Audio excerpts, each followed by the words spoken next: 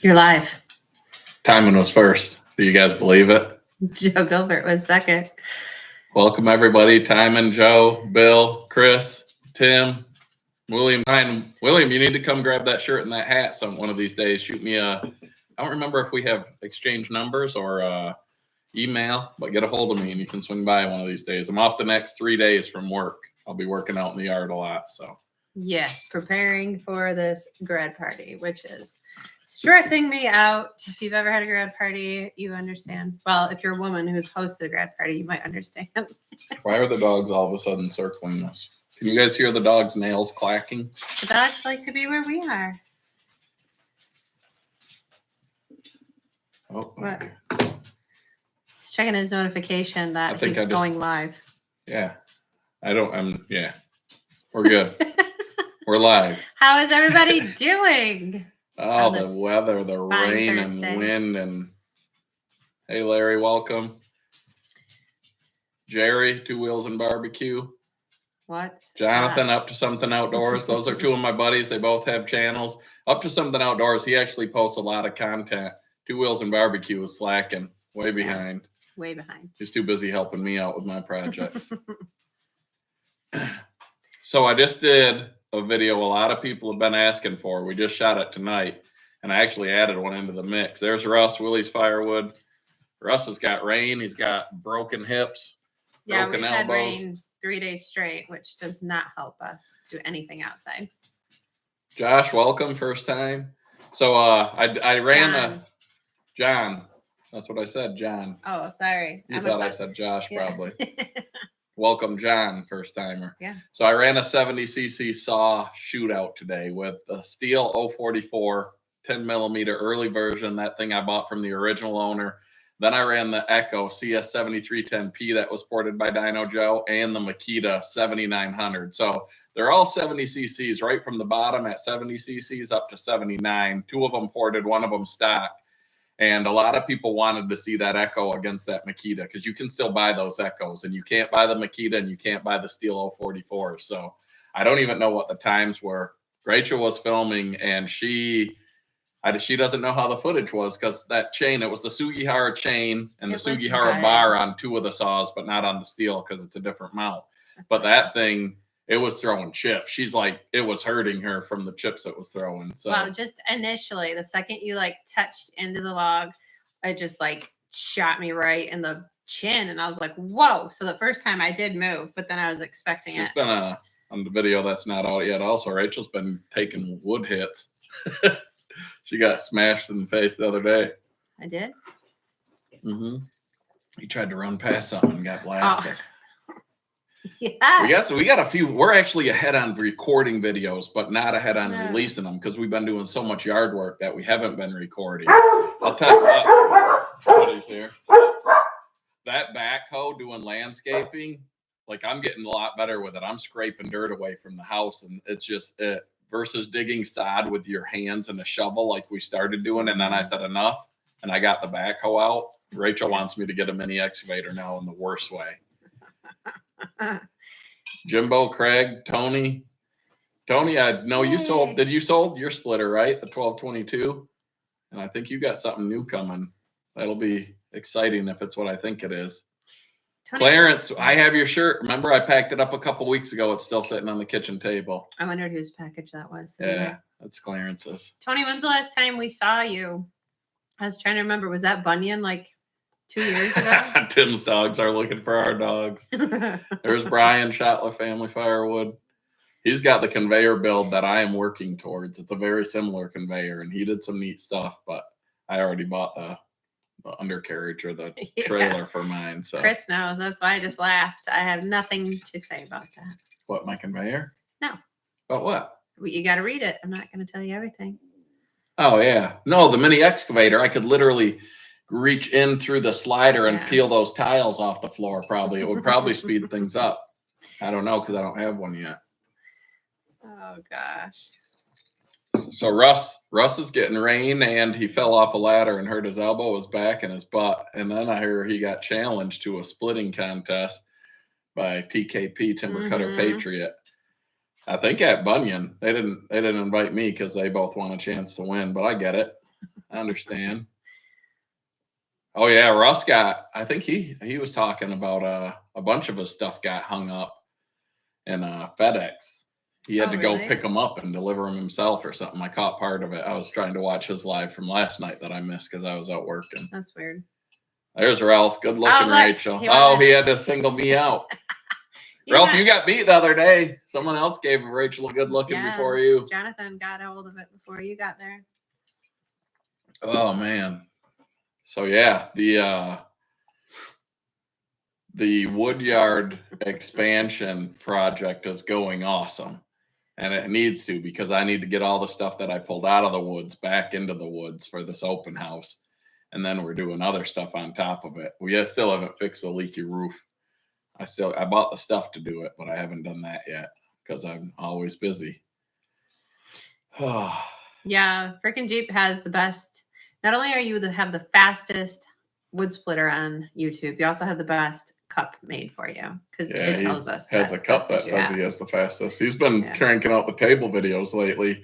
He keeps calling himself an old geezer, but he does more work than most people I know. You're making Heath be a little concerned about you. Oh, John's good. He's just like me. That's your future. Uh-oh. If me and John lived closer together, we'd probably buy up every auction and we'd have projects stacked from here to his house. You would just go over there because you'd be like, hey, you want to go do this? And then you guys would get busy, and then you'd go, oh, we ran out of time. Yeah, maybe next time. That is probably true. We'd always have plans to do stuff and maybe never get anything done, because if you put the two of us together, that could be just pure chaos. Ralph, we're in Michigan, about an hour north of Detroit. She lives with me. Hi, Sean. Welcome. Yeah, FedEx. So listen to what I did. Amazon's on my list, because why on earth? I should tell the real story, and then you can tell what you think happened. Your story is probably wrong. So I have an Amazon account. I do. And in that Amazon account, I have my home address sent as the default address. So when my daughter, who is currently down in Florida, well, not anymore, she's on her way home. She was in Florida. She ordered some vacuum sealed bags to pack her stuff to move back to Michigan, and had them shipped to her address in Florida. Mind you, my address is still the default address. I then needed a dopamine rush, got an ADHD hit, and needed some dopamine to bring me back. So I ordered some stuff for chainsaws. Yeah, he placed an order for quite a few things. A couple things to try some new stuff, do some experiment and see what works. And I was just buying a couple things, like click, click, click, boom. And they all got shipped to her house. So and he used her debit card. Because it shouldn't be. It's my account, my default address. My card is the one that everyone uses. And now all my stuff got sent to her house, which you'd think not a huge deal. She literally left forever last night at 8 p.m. So Packages 4 of my 6 orders went down there, and she got 4 of them, and the rest are getting shipped to nobody. And you can't do anything about it. They already shipped by the time. So now these people in Florida are going to be getting stuff for chainsaws. They don't even know what it is. I'll give you our login access, John, just for you. If you put your credit card information in there, we'll need your credit card information.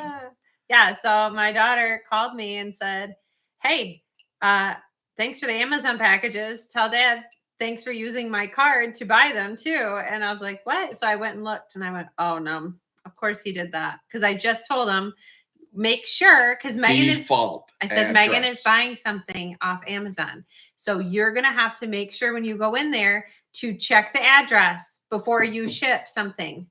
And so he did not listen at all. He thought if he set it as the default, it would never go to someone else's, but it does. It goes to the last address. Then why is the default? Why have a default, Jeff Bezos? Jeff Bezos, are you watching? Why have a default if it means nothing? Jonathan had the same thing happen. And Russ says he's got a new machine coming to the yard. I bet the initials of the company are CK. And I bet I know what it is. I bet it's got a box wedge on it. Show. Well, that's just a guess. It better be an axe for him to practice with if he wants to go up against TKP.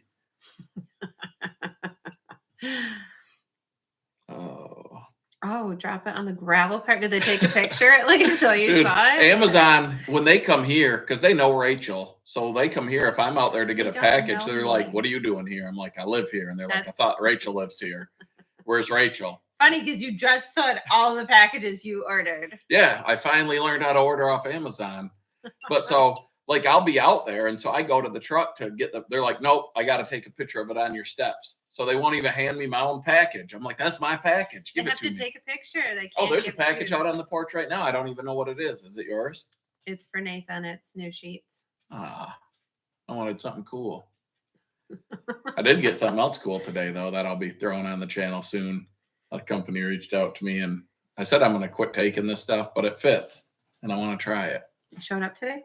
Yeah. Did I see it? I don't think so. It's in the garage. I'm cleaning the garage. Like, I think Doug from One Eye Customs is going to be a bit jealous when I'm finished. Well, Joe was just making fun of you because he said you taking everything from the garage and putting it onto the driveway so no one can park anymore.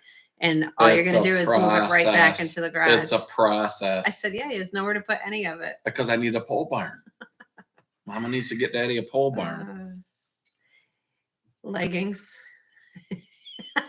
Yes, Heath wants to wear leggings. Something fierce, Tony. I put on leggings once. I got no butt. I look like a frog. You seen those memes with the frogs? That's me. I thought I was like, I'll put these leggings on. I ain't scared. I put them on. I was like, that's terrible. He thought he would be. I got to start doing squats or Russian, whatever. That was like a year ago. You haven't started. I got less butt, more belly now. Okay, well, every time you try to work out legs with me, you I cramp. I get these cramps. A hamstring takes the hammy goes down. I can't do lunges. No. My hammies are weak. I'm so fast in my younger days that I think the hammies have just stretched to the max. Something has happened to you. Like once you're an elite athlete and then you get older, I think you come down faster than a normal human. It's gotta be. Yeah, we get some really funny offers for stuff too, Tony. I'm like, why would you think that we would want to put that? And they're like, we love your channel, and here these waterproof mattress covers. Oh, they send the most. I got. I'm like, no, thank you. I don't want to be a one-upper, but if anyone thinks they got a ridiculous offer, I got the most ridiculous offer. It was crazy, but I'm not going to say it on here because this is a family show. Dude, I'm telling you, you say your wife gets so many packages, they come every day. I always say, because we got a circle driveway, I say they just drive loops and just throw out a package every time. I haven't even ordered anything. Like for what? One day? The sheets? I didn't order those. Why are you looking at me like that? Mm-hmm. You order things a lot more than I do. John doesn't remember his younger days. Yeah, you do. You've told me stories about him. Tony? John's been in a car wreck or two. What's Tony saying? Mm-hmm. I remember John got in a real bad car wreck. Tony, they did offer me something, but it's even worse than that. I have no idea. They're like, we love your channel. We'd love to hear your thoughts on your TikTok, which I didn't even have. Now I do. But yeah, it's crazy. Like the stuff people offer. Jonathan's been offered. He's a newer channel, but he got 2 offers from the same company for something that even a brand new guy was like, no, thanks. Oh, gosh. And I'll tell you what, if you get into YouTube and you start getting offers, product offers, I'm going to tell you right now, the cheapest, lowest value products that you get are the most needy, most incessant people that you'll deal with. The higher end companies with higher value products, they understand. They're like, hey, here's the product. I know you're busy when you get time. I've had people send me something that's worth $20, especially new on, because you're like, oh, this is awesome. And they are like, within 2 days, when's the video? When's the video? We need our video. Like, guy, you sent me a $20 piece. Like, one, I always tell them, if I don't like it, I'm not putting it on. I received almost $2,000 item that I never made a video on because it wasn't worth it. And I won't put stuff on there that doesn't fit my channel, and that's not worth it. Because if I wouldn't be happy if I spent my money on it, I'm not going to recommend someone else spend their money on it. I'm not here to sell stuff. I'm here to help people. If that makes sense. That's right. See, and I want to sell stuff on TikTok because you can make a lot of money that, but I haven't figured it out yet. Russ, no. Working on it. elite athlete and elite welder are different because my elite athlete days are behind me, but my elite welding days are in front of me. Starting, yes. The future is bright, real bright when my helmet doesn't work. And I don't realize it until I can't see later that day. Any upcoming auctions? Yeah, I think we're going to host one at our house. No, we are not. We discussed this today. What should he do? What do you have to sell? You have a lot of things to sell. Okay. So you can either put it all on Facebook Marketplace individually and have to deal with all these people and contacting them and meeting up with them and having them come and then have them ghost you, or just have like one day, put everything out there. You have your prices and it's like, here we are. Come and get it. Russ, let him know the date. He'll bring the trailer. Russ, you don't need to. I'm selling a trailer. Right. There's a trailer in there. I have. So my truck saga continues. Well, don't get distracted. We'll go back to the truck. I don't easily get distracted. So what should he do? No, listen, here's the options. All of that, or just be like, here's a big sale, like an estate sale, but it's all. Here's the options. Rachel wants me just to say, I have this sale. I got these chainsaws, blowers, trailers, trucks, wood chippers, all this stuff. Yeah. Or her other option is put them on Facebook Marketplace one at a time. Or my option is bring them to an online auction, drop them off, and get a check in the mail because I don't like dealing with people. Yeah, but then what percentage cut do they take out of it? It's worth not dealing with people. And sometimes online auctions, you don't ever know because I've had things that I'm like, I'd like to get $2,000 for this. And then I put it in an auction and get $6,000 for it. But I've also had things that I think I'll get $2,500 for and I get $1,000. Exactly. So it's like it all equals out, I think, in the end. Because they drive, so RepoCast, 1-800 LAST-BID. It's a company that when I was a kid, me and my dad would take us to the farm auctions on weekends or estate auctions, and they were the good old auctioneers, that whole thing. And then 2 of these auctioneers were sitting in a pole barn one night drinking beers, and they're like, what if we did this online? Like, what if we tried to do an online auction? And they started an online auction, and those guys have to be multi-millionaires or more by now because they sell so much stuff and their commissions are insane. And they got so big that other auctions will pay them to put links to their auction on their website because they drive so much traffic. I've literally watched in their auctions guns and like man stuff, I call it, sell for more used at the auction with an 18% buyer's premium on top of it, sell for more than you could go to the store and buy the dang thing for. Because you get what in an online auction, especially if you get a little liquid courage. A guy I work with bought an Audi with a blown engine for almost $10,000 because he didn't like the guy's name that was bidding against him. And he said, you will not win. And now he said, now I got a piece of junk car, sits in the weeds. I got no use for it, paid almost $10,000 because he got mad at the guy's username. Like, you just need that right person and they can drive your prices up. I guess. I just would like it all done. Brian, I hate them too because I spend way too much money. It's a risk. It's like gambling for me. I bought my dually, 2012 Duramax dually. I bought that truck for $12,000, sight unseen. I never even looked at it. Dropped $12,000, and I stole the thing. Hey, enough. I stole it because that was pre-COVID. And that truck now with a blown head gasket, I'll probably get 10 for after I put 150,000 miles. Enough. They don't listen to you. Hey, can you get the dogs? We're on the live. It's because the boys are coming in and out. Nathan just got a brand new driver for golf, and he's very excited. Yeah, I got him his Christmas present. But what was I saying? I don't even know. Yeah, they don't listen. They listen to Rachel sometimes. These dang dogs. So our Catahoula, literally, she thinks she needs a primo seat. So like if you're sitting on the ends of the couch, she'll come to me, not Rachel, to me, and she'll look at me and she'll go to the door like she has to go outside. So I get up to let her out and she runs and takes my seat. Not even kidding. And she's a dumb dog. Yeah, well. It's the only trick she knows, how to take my seat. He falls for it every time. She doesn't like him talking trash. Outdoors Den, they're nuts. That's why I sell stuff there. I've literally bought stuff at other local auctions and took them straight to RepoCast and doubled my money because that's how much traffic they drive. They sell stuff for more than new. If it's a man thing, it sells like crazy.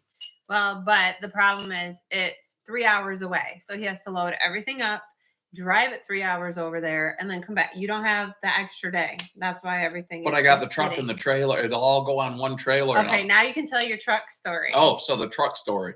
I got the 2012 Duramax diesel.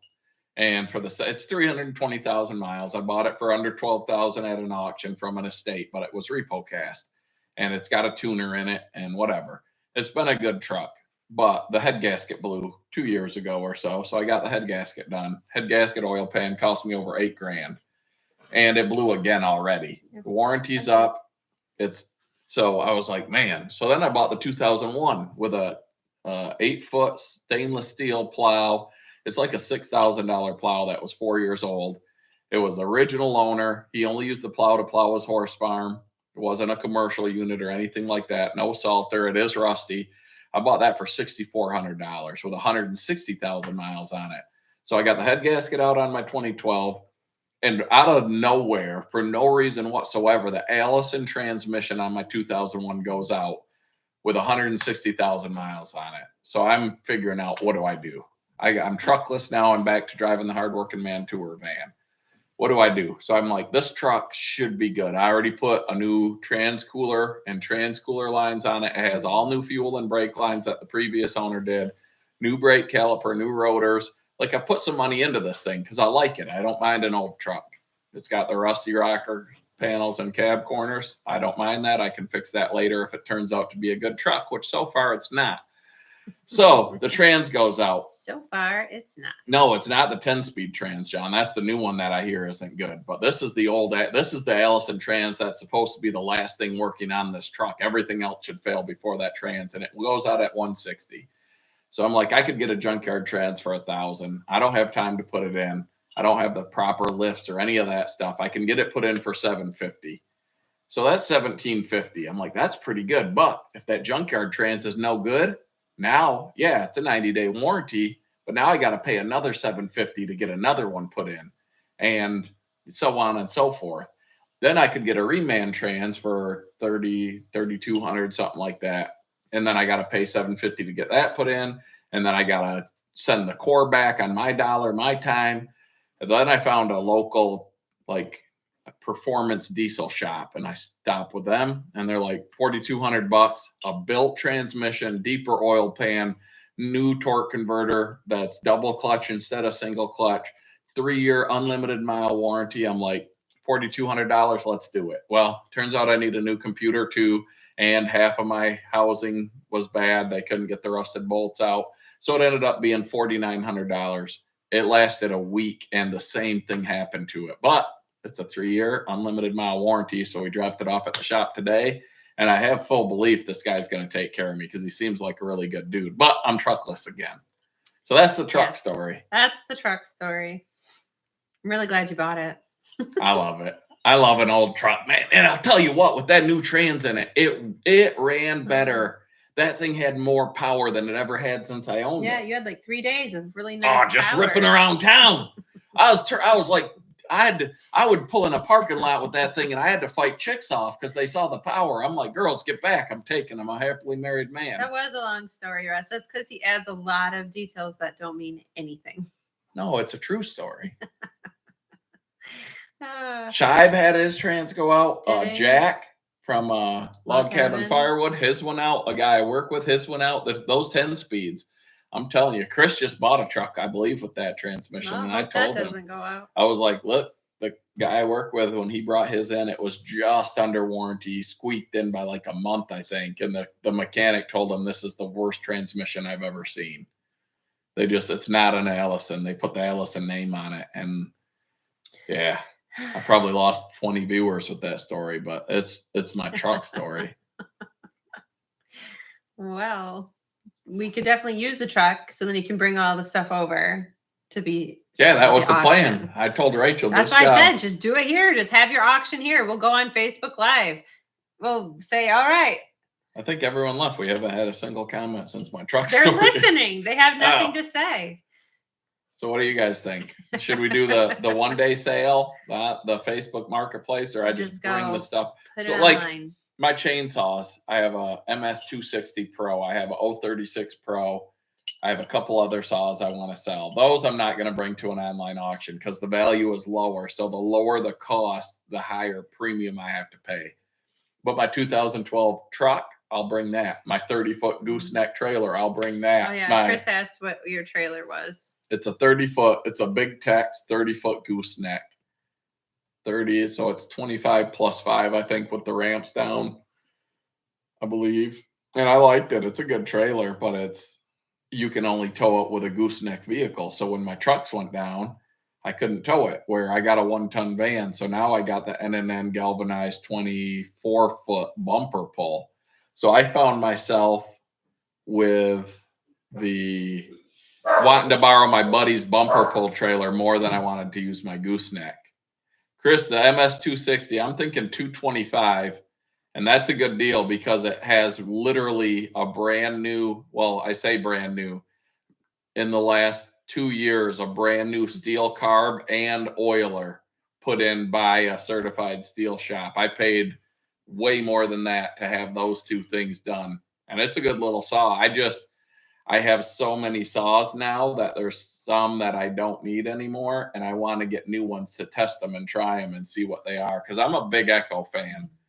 And I have my first ever Husqvarna saw coming, which if you watch my Husqvarna lawnmower thing, you might be like, why would you buy it with that warranty and customer support? But once you get them ported, the warranty doesn't matter.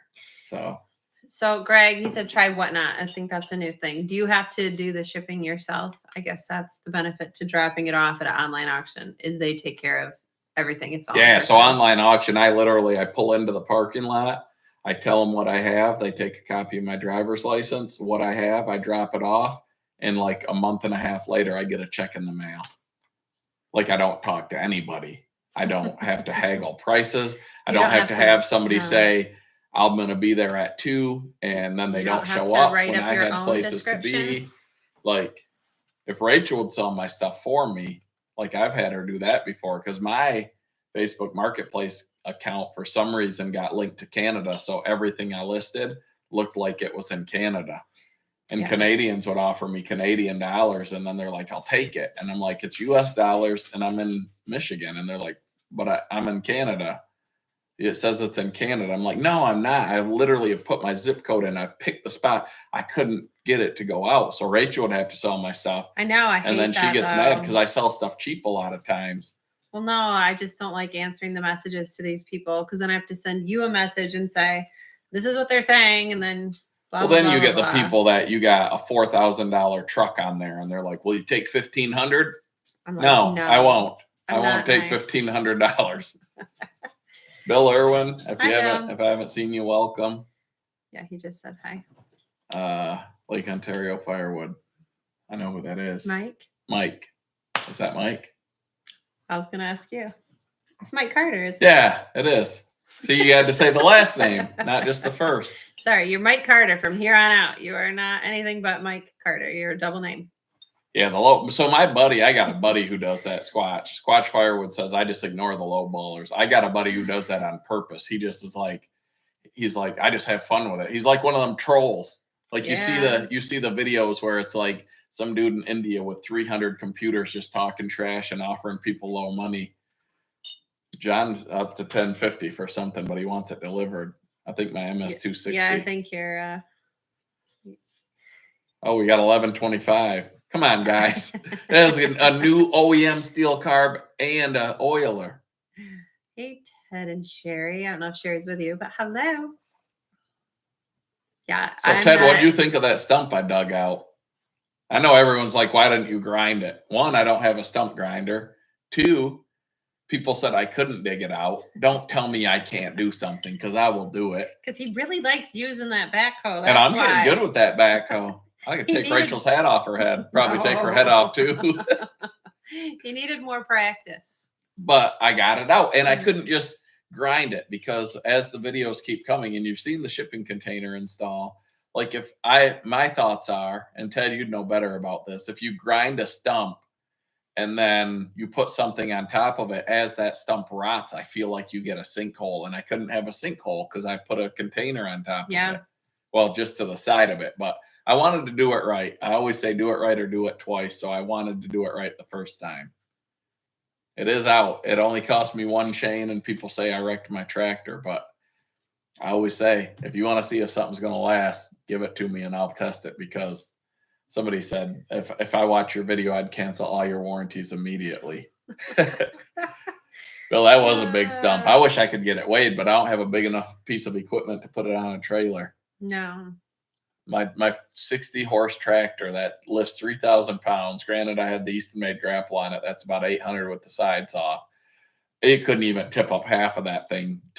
I had to like push and lift in 4 low to even move that thing. Like, it's heavy. Somebody was like, I bet it weighs at least 2,000 pounds. I bet it weighs over 6. I wouldn't be surprised if it was closer to 8, because it's cottonwood. So Greg, it took overnight, the hole until the next morning, but it was 6 hours from the time I started digging until that stump was loose in the hole. So that's not bad. People thought it was going to be several days. Yeah, you were determined, though. We're not selling the musclewood unless I die. Rachel says if I die, she's selling everything. I don't think I'd even sell the musclewood if you died. I'd keep it. She'd keep the musclewood. I like it.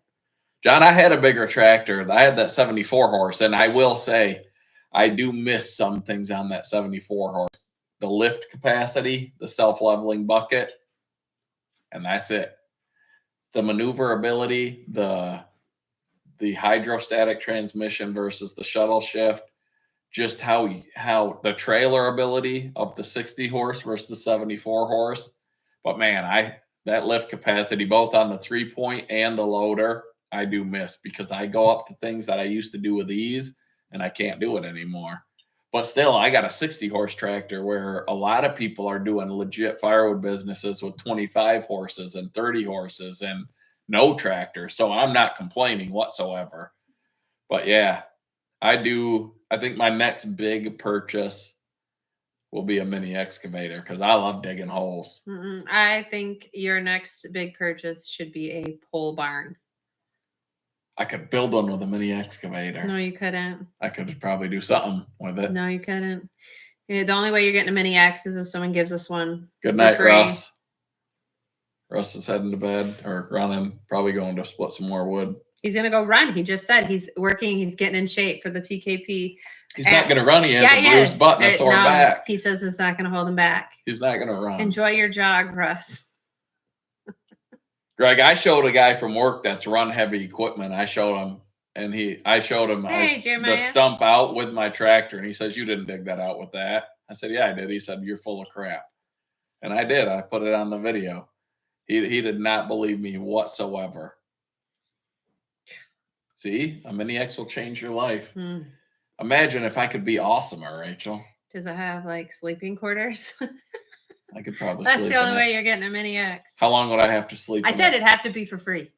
Someone would have to give it to you. No, if I get a really good deal on one as an investment. There's not a good deal. There is good deals. My buddy knows equipment, so I got him on the hunt. There's too many things with our house that have been neglected for far too long for the sake of you having fun digging things. John, I'm not selling the musclewood for $11.50 because it won't fit on your table, so you wouldn't even want it. Your table's the wrong height. See, John, as much as you want us to come run your splitter down at your house, we want you to come run the musclewood at our house. I can't wait to retire, and I'm just going to go on a YouTube tour. We could tow it down there. That would probably be more fair. Wait till I retire. All I'm going to do is road trips and split wood and cut trees and teach people how to run chainsaws, weld, and excavate. Yeah. I bought a laser thing for excavating. A a level? Yeah, it's a grade level laser. It worked great for the project we had, which is coming up. Feds out. Fire call. Yeah, go get that. We just had a house burn down the other night when I was at work. We could see it. It was right off the bridge. SARS. You said SARS. Oh, yeah, chainsaws. Yeah. I can't not say SARS now after Phil from Allen Family Firewood. I ordered a new bra the other day. It came in the mail. A new bra? That's what I called it. I don't know why. So we get some hate sometimes because Rachel wears a tank top. In the summer, that's her shirt of choice at a kid's ball game, out grocery shopping. Yeah. Like, it's hot, it's a tank top. Now, if Rachel was less built, she could wear that same tank top without any hate. What hate are we getting? Well, because some people say that it's clickbait and this and that, and you're selling out your wife. Like, that's just who Rachel is. Like, if you like it, great. If you don't like it, too bad. Just a W whore. That's what they think, though. I'm like, this is just who she is. Like, she's not. Listen, I ask my teenage boys about SARS and bras, anything I wear, and they're like, girls wear worse than that in high school. Yeah, to school. So I say, okay. They're like, you're fine, Mom. So literally, some people got mad about our wet t-shirt video because Ellen Family Firewood did a wet t-shirt contest, and they challenged us. It's to see how long it takes to sweat through a t-shirt. Well, that's my job to sweat through it. Rachel doesn't sweat because she's a girl. So I dumped a bucket of water on her. She literally had a sports bra underneath that's bigger than most women's swimsuits. And people hate on us for it. They're like, that wet t-shirt video. Like, just because it's labeled wet t-shirt, it wasn't like a spring break wet t-shirt contest. It was like a terrorist tactic when you dumped that water on me. I couldn't breathe. Because it was ice cold. I almost killed our son too when I did the blower in his face. I'm asking him questions and he wouldn't answer because that echo blower was blowing so hard it took the air out of his lungs and he couldn't breathe to talk. Friggin' Dave's only offering $12.50 for me to split wood. He's offered. So Greg, John, you're too low. You're low ball, and I gotta block you. He's trying to buy a MS260, the Musclewood and Rachel for less than $40 total. Bidding on the truck for $11.50. Oh, the truck's back in the shop under warranty. That's funny. It glows and glistens. Oh, she got in trouble, Greg, the other day for glistening at my son's ball game. Tony, I'm telling you what, people talk trash about the Echo saws, especially if you're a Steel or Husqvarna guy. Oh. I'm not a name brand guy. You guys know me. I'll run anything and everything. I run Allwood. I run Easton made. I've run box store splitters. I've run homemade splitters. I've run Wolf Ridge splitters. I'm really interested in that 1165V, the split fire. I'm not a fanboy of anything. There's things I like and there's things I recommend, but the Echo chainsaws for the price are hard to beat. Now, I learned this from Bodie from, I believe his channel now is Empire Workshop. It used to be Novice Lumberjack. He's more of a chainsaw guy. He port saws, he races saws. He was in the Saw Wars video from Who's Your Firewood Hysteria. Echo saws, like my 7310, the more I ran it, the better it got. He said Echo saws take about 15 tanks of gas to break in to get running to the potential they have. So one, you got to consider that. Two, Echo saws have a 5-year warranty. So when Echo ships them out from the factory, they're ported, or however you want to call it, because when you get a saw ported, they're advancing stuff or increasing ports. They're built for longevity. So they are very conservative. So when you get an Echo saw ported, machined and ported, you gain so much more than you do with a lot of other saws because they start so conservative, but the potential is so huge.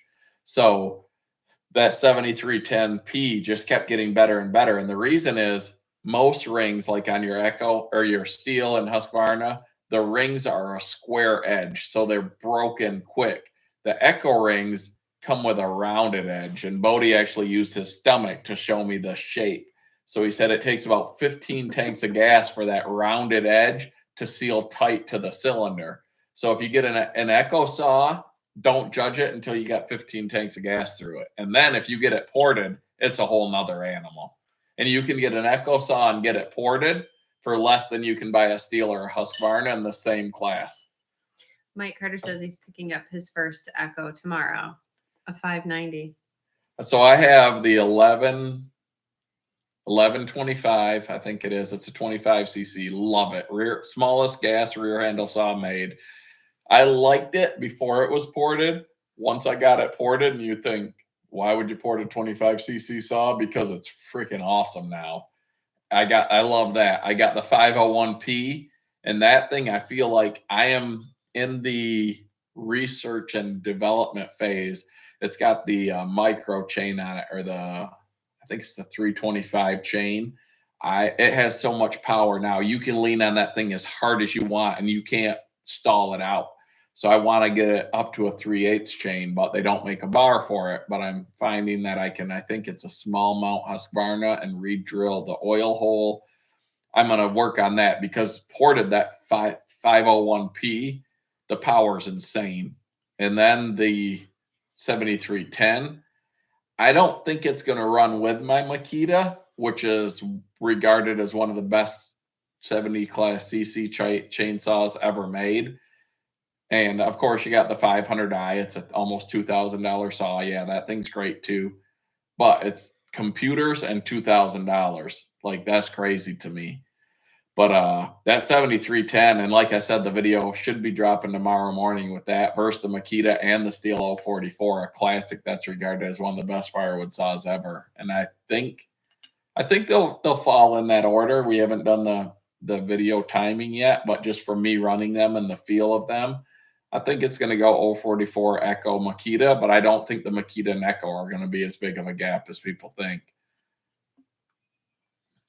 Yeah. John, you're not the cheapest guy on YouTube. You have more stuff than me. Well, enjoy your work, Joe. An Echo 610 twin cylinder B-Hull. What is that? Enjoy your holiday too, your weekend.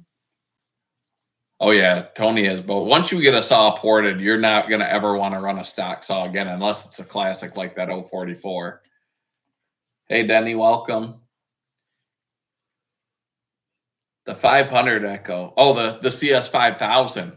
Carl, I bought a CS5000 Echo on Marketplace for $60, and I'm going to try to work on that one myself. Hi, Clyde. Clarence, that 1165V, like you said, for a small timer, or like, it's not going to run with an Allwood or an Easton-made or Wolf Ridge in longevity. I've seen lifts break on them. They're not built to the same. They can't be for that price, but they're fast. They're compact.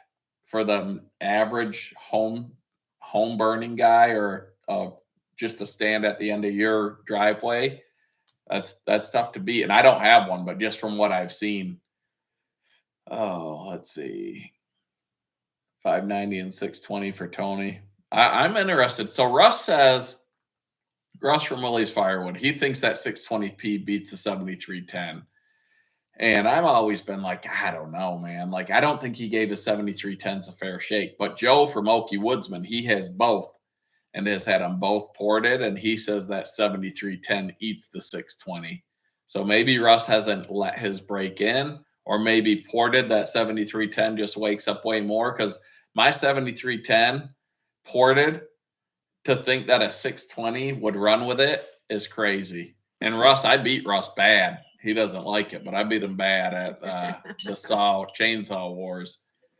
And that was with a non-correctly tuned ported 7310 versus his correctly tuned non-ported 7310. So porting those Echo saws is huge. Huge. All right, Rach, you got to talk because I got to read. All right, Joe Gilbert, have a great weekend and enjoy your holiday. He's leaving. I already said bye to him. Oh. Greg, that you can't port an M18. I got that same saw. It's a battery saw. Briscoe did Tony's. William, the anti-vibe, I mean, running an Echo saw, I don't notice anything different. So I would say it's good. Clyde, welcome. Clyde, how's the new tractor treating you? Clyde picked up a Coyote, I think NS6010 from Van Pamela Equipment, the same place I got mine. And I don't know that he's been able to use it much because of the mud. Because, I mean, I feel like over the last 2 years, it's been rainier, wetter in Michigan than it ever has in my life. And it started to calm down a little bit lately. I thought we were going to have a good And then the rain started coming back again. And furnace is running and wood stoves going. It's back down to the 30s at night. It's insane. Yeah, here. it's freezing. I thought finally we're at summer. We're going to have, mild. The lowest we'll get is like low 60s. And then now we're like 45 and rain. It's miserable. All right. Are we going to be demoing the new birch vertical when it's ready? I hope so. I don't know. We don't have any commitments. Tony, I was in talks with Charles Briscoe about getting my neck saw ported, and it's one that he hasn't worked on much. So I ended up going a different direction, but it'll be here hopefully sooner than later. But I know Charles Briscoe with the 501Ps and the 4910s. He's done a lot of those, and I think he does a great job. And I've had a lot of people positively comment on Briscoe, and I know Russ is getting a few saws done by him. And he's not far from my hometown, which is cool because I like to meet these guys and chat with them, like Joe from Dino Joe, like be able to introduce them to people and they can talk and learn about the person, because the person behind the machine or the product or the service is as important as the service itself, I think. But if you do, Tony, if you want to get a 7310, this is my shameless plug. So I work with sawsuppliers.com. There's, I believe, 3 of us that work with them now. Joe from Okie Woodsman, myself, and Russ. And you can, their prices are tough to beat anyways. Rachel's taking my picture again for wallpaper. She just disappeared. So their prices are tough to beat. Like Oregon Chains, they have guaranteed best price. The Sugihara bars, they run sales on them. They run different sales. Echo Red Armor oil, they just got back in stock. The 1 gallon is cheaper than anywhere else I found it.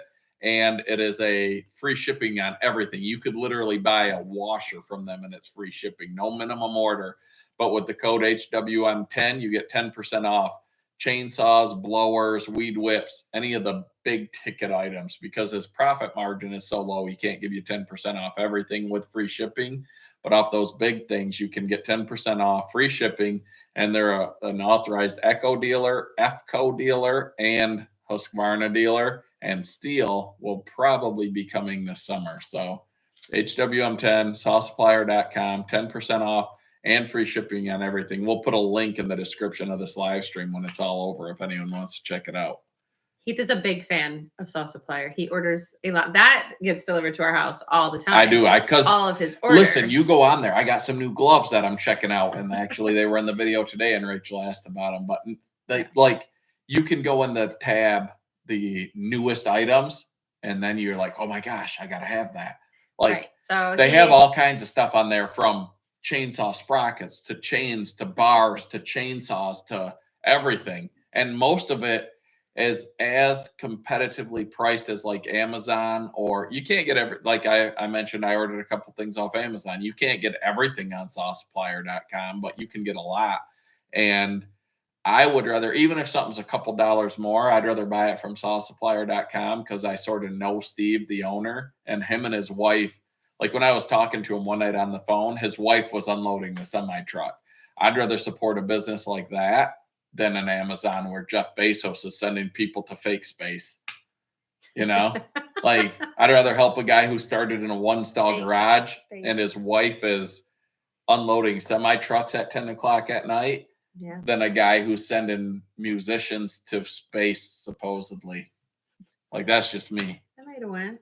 It was like, what, 11 minutes? Tony Allwood is making a vertical. It's not completed yet. I've seen it raw, not finished, and it's built like anyone would imagine. Overbuilt.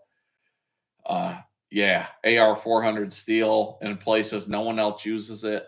Thicker than other places. And Bobby knows hydraulics. He's been building splitters for 20 years. If you look up Allwood log splitters on YouTube, he has videos from like 20 years ago with splitters that would run with some splitters yet today. Like, this dude knows hydraulics.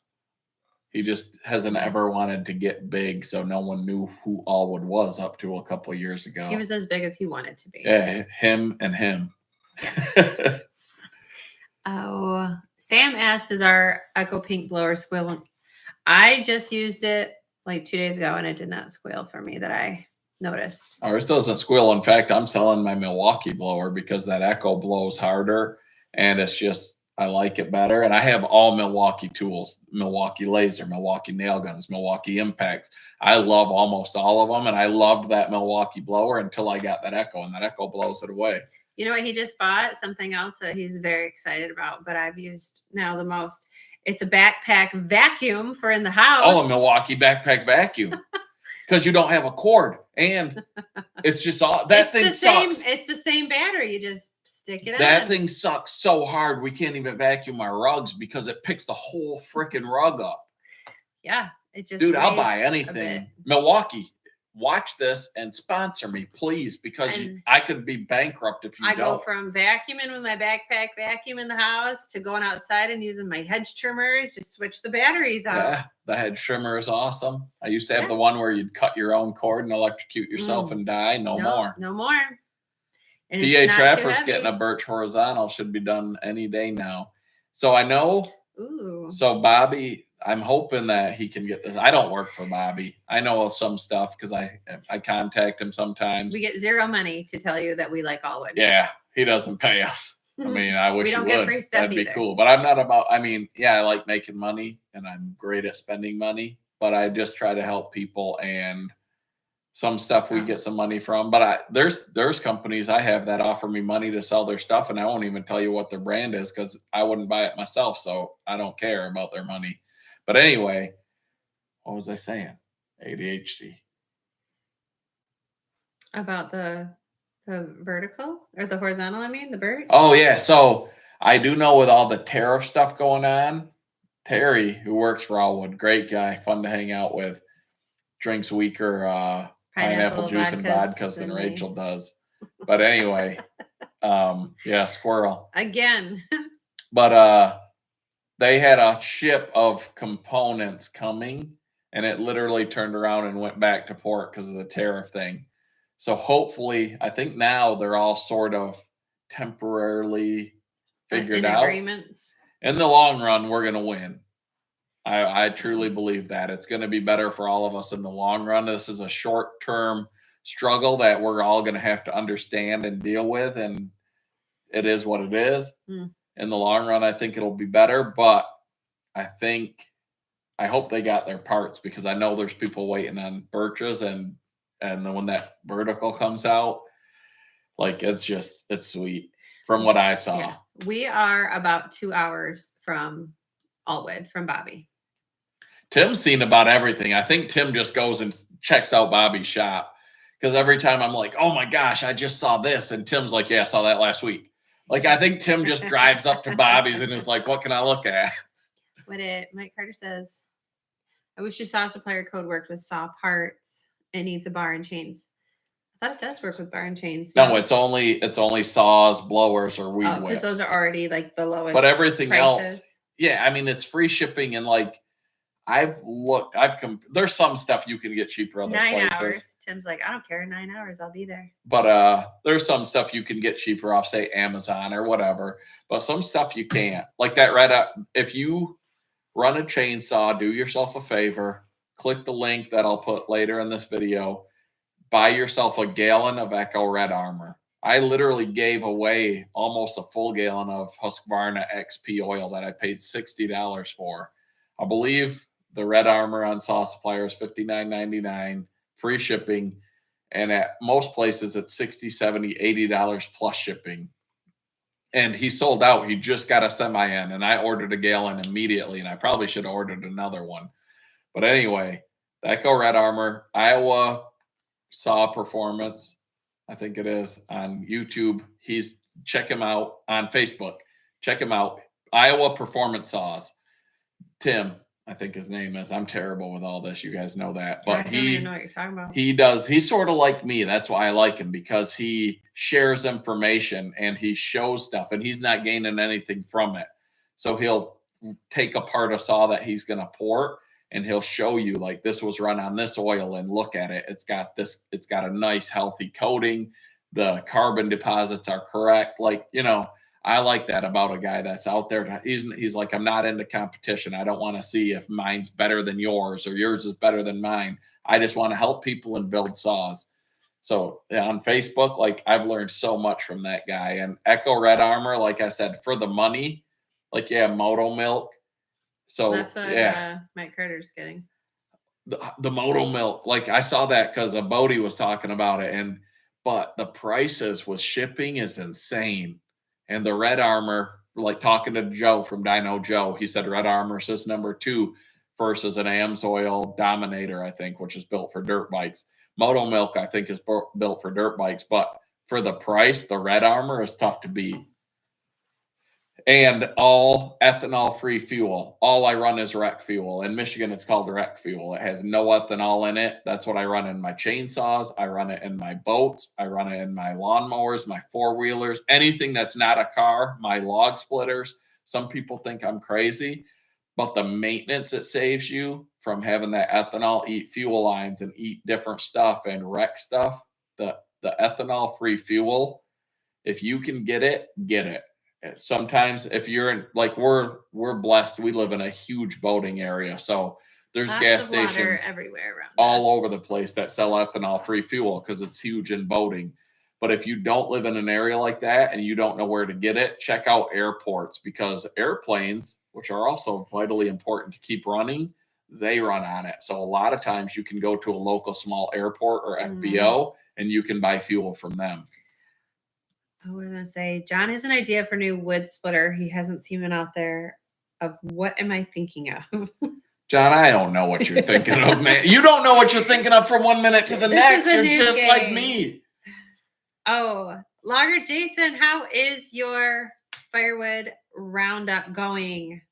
That sounded like such a good time. Is it going on right now? Yeah, right? He said good evening from the crew. I wanted to go. That sounds like fun. Felling trees, cutting trees, making firewood, all for a good cause. But we just couldn't make it happen. We have family coming into town. Family coming into town this weekend. We've got open house coming in 2 weekends. I've got work. I've got everything. We just could not. Jason, know that if we could have made it, we would have been there for sure. I mean, I don't know how much I would want to stay in a rustic cabin with a bunch of other guys, because I heard all about your farting in the hotel room, and that's not my jam. But yeah, Chris and the guys, Chris and Kenny, Tyler. Oh my gosh, those guys. Aaron, that's you sat in his truck, right? Yeah. Am I right? You'll never forget that. Yeah, she wouldn't even come talk to me. She's like, cold and rainy. Aaron has a really nice truck and he's got hot heat. Yeah, he's like, go sit in the heat. And I was like, bless you. So Aaron is on, he's just saying how that Red Armor is good stuff. And he's been running that. 765. And AMSoil Saber. So he is on 765, guys, a lot. And if you haven't seen our video, Chainsaw Wars from Who's Your Firewood Hysteria, his chainsaw was the fastest. It was a 661. I didn't run it. I mean, it beat all of mine. Who ran it? Jenin? I think Jenin ran it, and I think Bodie might have ran it. Oh yeah. But it was a 661. And correct me if I'm wrong. Do you have a 404 chain on that? And how many tooth is your sprocket? And it was ported by LNS Leave Nothing Stock, who oddly enough I found out is out of California. Oh. So I feel like he's like a underground chainsaw porter, because I don't think you can even have gas chainsaws in California. So it's like the dark web for chainsaw porting. Greg says use more ethanol. His daughter's going to an expense. Greg, I'm going to send you a bill for everything you've ruined of mine with your corn. Oh, good. 16 full cord cut and split. That's awesome. Today. Yeah. More coming tomorrow. Jason, if you don't mind saying, like, who all's there right now? Like how many guys were I don't know if you can say it. There's probably a lot. Okay, so Aaron says 387 pin ported by 309. So I was wrong about everything, except it was a steel 661. I thought someone said it had a 404 chain. So I didn't even know. I'm just starting to learn about chainsaw sprockets, and I'm curious what the different 7-pin, 8-pin, 9-pin, 10-pin on different saws, different power, ported, not ported, all that stuff. Because I'm competitive. Aaron saw whipped all of mine. So since that, I learned how to tune my saws better. I bought a tack so I won't blow them up, but I can still tune them. And I am going to get a saw built that will beat yours, Aaron. So there.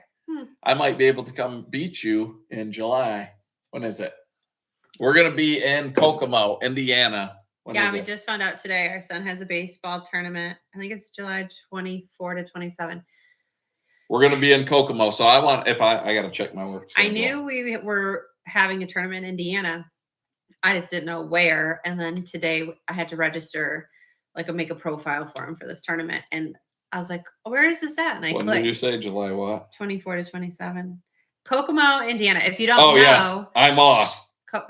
I'm off. Kokomo. I'm going to beat your saw, Aaron. Where the Hoosier Firewood Hysteria. It's right near Kokomo. Is Good where night, Carl. we stay. So Carl's got a buzzsaw like his. It's an older school, but Carl runs a buzzsaw too. Sorry, interrupted. Used to it. Go ahead, carry on, Rachel. That's where the Hoosier Firewood Hysteria is. So we were trying to think today who all lives. We know Mike, obviously, from KNL, and then Jenin and Aaron. But we don't know who else. Well, because people come there, but it doesn't mean they live near there. So we haven't really discovered who all lives there. But we would like to do some sort of a collab video, clearly with some chainsaws. We're going to be chainsawing. So Aaron, you need to hook something up with us and Jenin and whoever else wants to get beat, because I'm going to come beat you. Sawfest. Jenin can hold it with his man style. Jenin can hold it with his little teeny mini excavator and his little teeny mini. You don't see Heath's hand off to sight. He's doing this. Little teeny mini. His little teeny mini tools. His little teeny mini. I'm gonna come beat you. Unless you're in softwood, leave the 7-pin on. You lose too much torque, and hardwood with larger sprockets. And bring it. I'm gonna bring it. He is ready. I got a big saw coming. I might not need the torque. Why did he not compete in the saw thing? Aaron was busy because he was busy. Well, conveniently busy. So no, because he knew his saw was bad. Dude, he beat everyone there. You know what Timber Cutter Patriot did the minute he left Hoosier Firewood Hysteria? He got his 592 ported. Rachel's, our computer's dying, she says. Ported, well, if you run a ported saw, you're never going to want to touch stock again. Oh, why do you need a ported saw for firewood? They're too loud. They're this, they're that. Run one, and then I'm sorry for costing you money. That's all. There we go. Now we're back. Yep, TKP Allen. He left Hoosier Firewood Hysteria. I don't know that he'd ever run a ported saw before. And the first thing he did was got his 592 ported. It's a whole nother, it's like holding a little dirt bike in your hands. Did he run errands or did I don't know if he ran it or he got beat by it. Oh. But even like my 73cc that wasn't even tuned, it ran okay. But like the 500i ported or the 661 ported, like you get this stuff ported, they're monsters. So Aaron, you have cost Rachel money because your saw beating us so badly has sent me on a search to beat you. I did not know this. This is the first time hearing it's ADHD. It's dopamine, baby. I'm coming for you. And we're going to do it in Kokomo, Indiana in July. So we're going to set something up. So you are off. I'm checked. Off. I have vacation that week. It's God sent for me to beat Aaron. It was meant to be. Oh my gosh. Yeah, I don't know. Oh, he was fixing a flat tire. Somebody got mad and threw out nails because N&N sold a trailer that somebody came and picked up and it got a screw in the tire. Really? Aaron got a screw in the tire. Aaron, you should have told me because I had my Milwaukee high torque impact there. You could have changed that tire in less time and come run your own saw. He was scared. He didn't want to run it. Bill says just run a steel. Bill, I ran a steel today, an 044 10mm wrist pin, the classic. One of the best firewood saws ever made, and I ran it against an Echo and a Makita that were both ported and the steel wasn't, but I think that steel is going to get beat. And I will tell you right now with my Makita, I'll beat a stock 500i and I'm way less money into it. And if it breaks down, I don't need a computer or a computer programmer to fix it. And that 044 came with the original hat. The original hat with purchase. Yes, from the 1980s, I believe. Yeah. Oh, Logger Jason has Chris, Brian, Craig, Tyler, a few others coming tomorrow because today is only Thursday. Is it through Sunday or I don't remember how long it went. Bob's coming Saturday. So they're going to have 35 full cord. So if you guys want to see any of these videos, if you watch Chris's channel, they won't be up until probably July because he's that far behind. I bet Logger Jason will have a video. Logger Jason will have them up. Tyler he also will has have... the biggest splitter I've ever seen, like an 8-foot log splitter from Brute Force, which I believe just teamed up with Timberwolf. Everyone's trying to keep up with these. Oh, the food's amazing. Who's making your food? Do you have somebody there? Bill, I want to be retired. I can retire in less than 5 years, and I can't wait. We are not planning on going down to Brad's this year. We have baseball tournaments. Yeah, we're not going to make Brad's. We're going to try to make Hope. I've actually already donated one of those pink Echo blowers to Hope because I'm like, a blower that's pink for breast cancer, what better cause than Hope? And I love spending money, so I got a hold of Jack from Log Cabin Firewood. And I'm like, I'm going to send you this blower, put it in the raffle to raise money for a good cause. Yeah, that's in September 12, I believe, in Pennsylvania. I don't know the exact location, but Ken York Firewood is here, so he can. So Ken puts it on. You're welcome, Ken. Put a plug in there for it, for those who don't know. Jack's helping him. So yeah, let people know when Hope is. And anyone's welcome to come. It's a split fest. It is a house that helps people dealing with cancer. And it's just another good cause that the Firewood community comes together for. And if we can make it, we're going to make it. But we won't be bringing much because if we can make it, I think we're going to fly. Yeah. John, you got an 041 that you bought in 82. What's your biggest? I know you got a big old steel. Which one is that? John runs some old saws because he's old. We're laying mulch tomorrow. Jerry, you coming? Yeah, come on over, Jerry. That's what I'm working on. Clarence, 30 years in August. I hope one day to be able to say that because I work with two in law enforcement. So I'm a military vet and law enforcement. They're two jobs that unfortunately, for one reason or another, have short retirement windows. Whether it be what we were exposed to in the military or the stress or just what we deal with.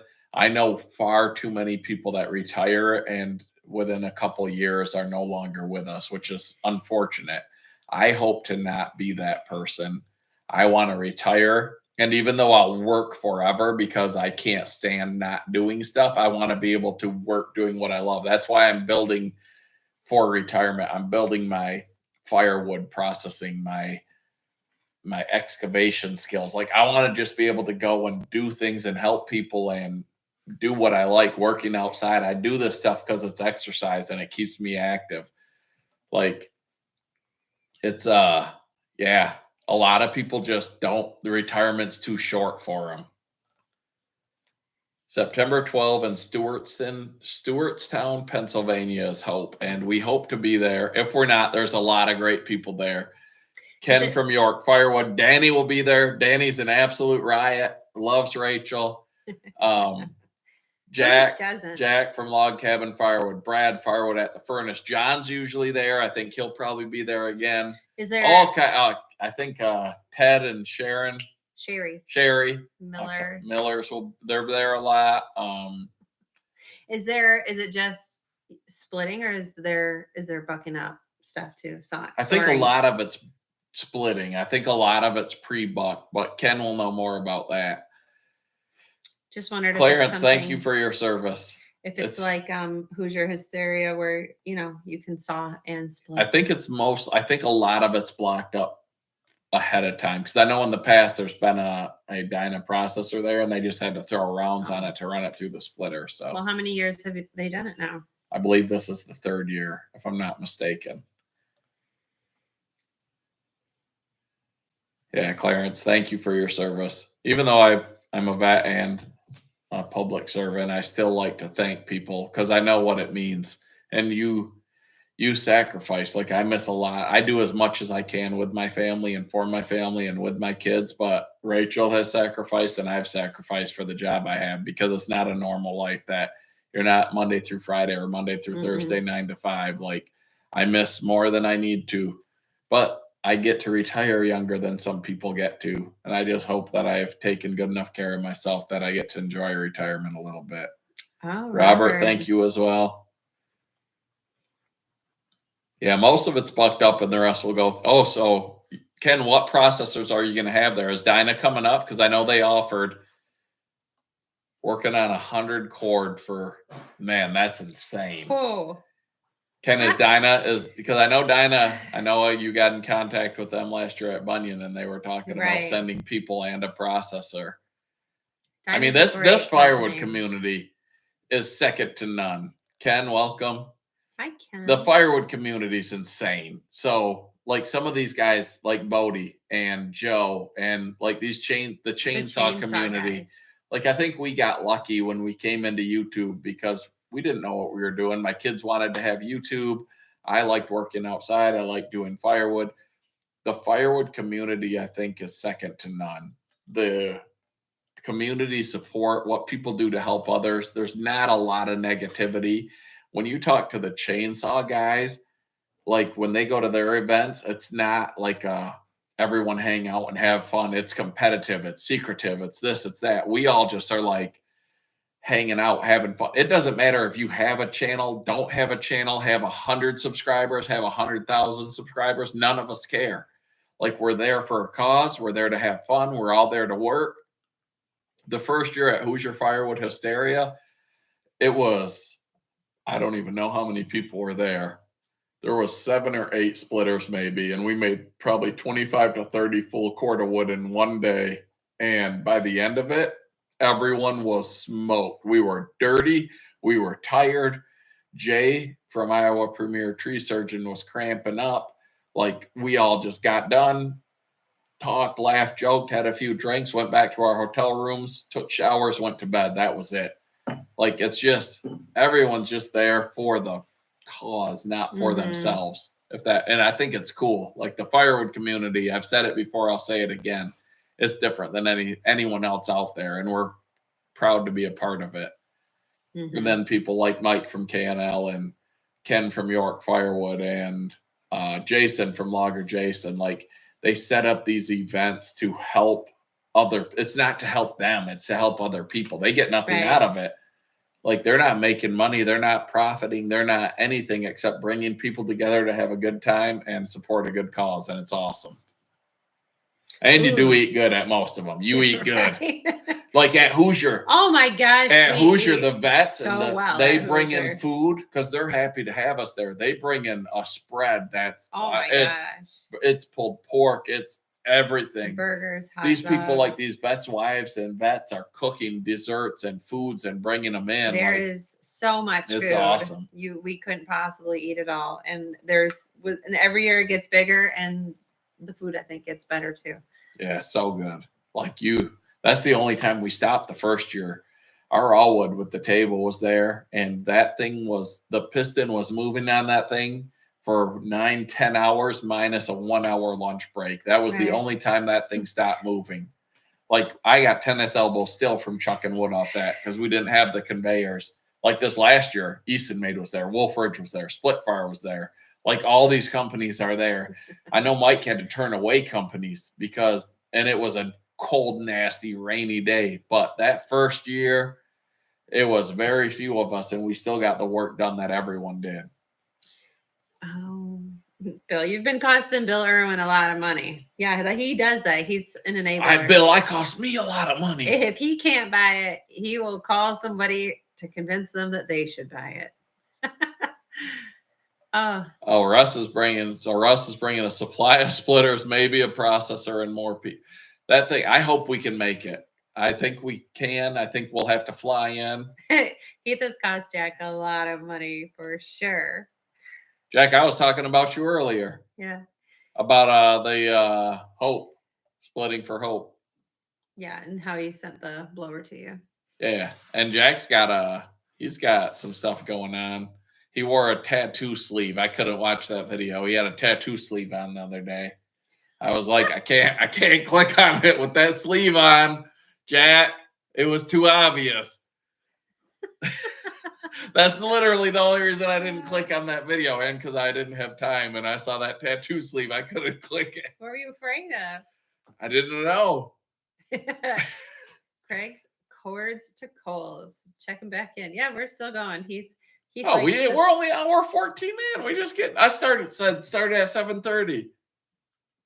He was stacking wood. He says he had to wear the sleeve. It was only on one arm, Jack.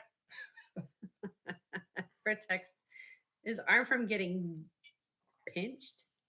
Where's Taryn at? Remember when you said there was going to be another woman at Firewood? Yeah. I think you scared her off. You must have been rude. Staying dry. No. Boots in the grass. We're not. Like it's been drier. I mean, you can only carry wood in your left arm. I've got tennis elbow in my right arm from chucking wood. My right arm, seriously, that elbow, like it's tennised. I have to start might need Tommy John surgery. No, I think a lot of it is because I grab splits. And you grab them, and I read before that can be bad, but I keep doing it because you got to use two hands. I know, but you don't have time for that when you're splitting. You don't give me time to breathe. I am. You pump it. I would like it to be 70 degrees and sunny from here on out. Boots? Are you in Michigan? Boots in the grass? Because must be. Like it's been crazy. It'll be 80 degrees one day and 30 degrees the next night. Yeah, like it's nuts. Terrible. And we've had storms, big storms coming through. We lost power for like 18 hours the other day, which was terrible. Oh yeah, anybody. What? Yeah, I told Jerry, the second we left, I go, they weren't very happy you kept putting wood on that fire. I told him I'll give him some wood. Rachel was cold. I was cold. I came home and I took a hot shower for like 30 minutes because I was so cold. I just get like cold to the bone. So Clarkson. That's not far from us. No, Clarkson's not far. That was my fault. I was like, put more wood on. I kept telling him it was me. I got some wood for you though, Jerry. I'm not going to burn all your wood and not replace it with my own firewood. He would not do that to Margie. He wrote her a song. I wrote a song for Margie. That's Jerry's wife, and her real name's Marcy, but I call her Margie. Because Heath calls everybody the wrong name. It's like somewhat right, but it's not. It's close enough. It's as good as I get. And then that's what you'll be known as from the rest of time for Aaron. Whatever. Aaron, I need you to impose some. What am I trying to say? I don't know. Who's your firewood hysteria and needs to not be so early in the year next year? He doesn't control that. I don't think. You need to tell Mike that just you say can't you're unavailable until the end. You and Jenna, none of you are available until the weather warms up because that cold, nasty Indiana rain was awful. That wasn't a fun time. It made the event tough because as soon as everyone got done working, they left. We literally, after that first day working in the cold rain, we went back to our hotel. We took a shower. We didn't even go eat dinner. We never left the room again. We took again. Where normally you work all day, you hang out in the bar there at the campground. Somebody said they hung out at the bar after that. Like 7 or 8 o'clock, they opened it up. But normally it's open and we go in there, we hang out, we all talk, we get to know each other. That's what these events are all about. In the cold rain, when you're soaked to the bone and freezing cold and you got frostbite, like that's just not the same. We went to the hotel. I seriously, again, like a 20-minute shower. I feel like I get just cold, like my bones have to warm up. And then we're like, are you hungry? Yeah. Do you want to go eat? No, I just don't. And we just laid there. It has to be. It has to be later in the year, a little later in the year. Tell Mike you and Jenna aren't available till later in the year because he can't do it without you guys. He can't. The truck was warm. Though. And she says it's way nicer than my truck. Maybe that was the trick. She says it's way nicer than my truck, my 01. It doesn't smell like, no offense, diesel mechanic and rubber tires. And that's a smell of man. I'm going to bottle it and sell it. Yeah, I had to bring Heath to the performance place to drop his truck off today. He was inside the building for like 5 minutes, gets in the car, and I was like, you reek. My dad was a diesel mechanic for over 50 years. So this is what I grew up with. His hands were black with oil. And like, it's nothing new to me. Like, I thought it was a great day when he'd come home bobtailing in a semi that he was test driving and be like, get in, let's go for a ride. And we drive around in a semi. Like, that's what I thought that was a fun day. Why? Who knows? Because kids want to ride in semis. I don't know. No candles. I would not. Yeah, Rachel that. makes candles out of my firewood starter wax. You should bottle that up. Diesel fuel and rubber. I just said I don't like it at all. all. But other people do. If I could have made you get in a different car, I would have. It is not. So Aaron's truck does not smell like that. And it was clean, I think. Yeah, I'm because pretty sure it was new. Clean. It was newer. It's not a 2001. Some people are just clean and I can get historical plates for mine. Yeah, that's what I'm talking about. John, the boiler's not still running, but sometimes I wish it was. I wish it was. When Rachel takes these big, long baths, take hot baths because it's cold. My electric bill I look at that meter and it's spinning so fast, I had to put a new bearing in it. Night, Tony. I'm excited to see what you get. I know you got a new splitter coming, so I can't wait to see it. Everyone, if you haven't checked out TC's Outdoors, check him out. Tony's a great guy, great family, and his kid's killing it at baseball right now, which I love baseball. We got to meet their whole family like 2 years ago. Wait, did they go? 4 years old is brand new, Aaron. LOL. It's 4 years old. I ain't never owned a vehicle that was 4 years old. I've never owned. My vehicle currently is a 2016. That's a new car. That's a new car, yo. That thing ain't even 10 years old yet. The transmission's been going on. No, the torque converter. The torque converter's got a little hitch and it's giddy up. It goes like sometimes, but not all the time. Thing's got a touch screen in it. Yeah, it has Apple CarPlay. So that's what I'm talking kids about. Are like, this is a rich person car when we got it. It's a Buick. It's nothing great. All right, Aaron, if I beat your chainsaw in Kokomo, Indiana in July, we trade trucks. Deal? Got a shake on it. At 6 feet, you ain't getting rid of it. John's got a beautiful 97, though. You know, Heath's favorite vehicle you ever had. With a 7.3. What was that original buck truck? Wasn't a 1998 Chevy Silverado, the buck truck. But I still got the license plate. A regular cab Z71. I rebuilt that thing. It was an auction total. I bought it. I rebuilt it. New cab on it. New everything. That truck, I loved it. I wish I still had it. It's one of those things you sell and you can never get back. 1998 regular cab short box Z71 Chevy Silverado, 5.7 liter V8. Awesome truck. He loved that truck.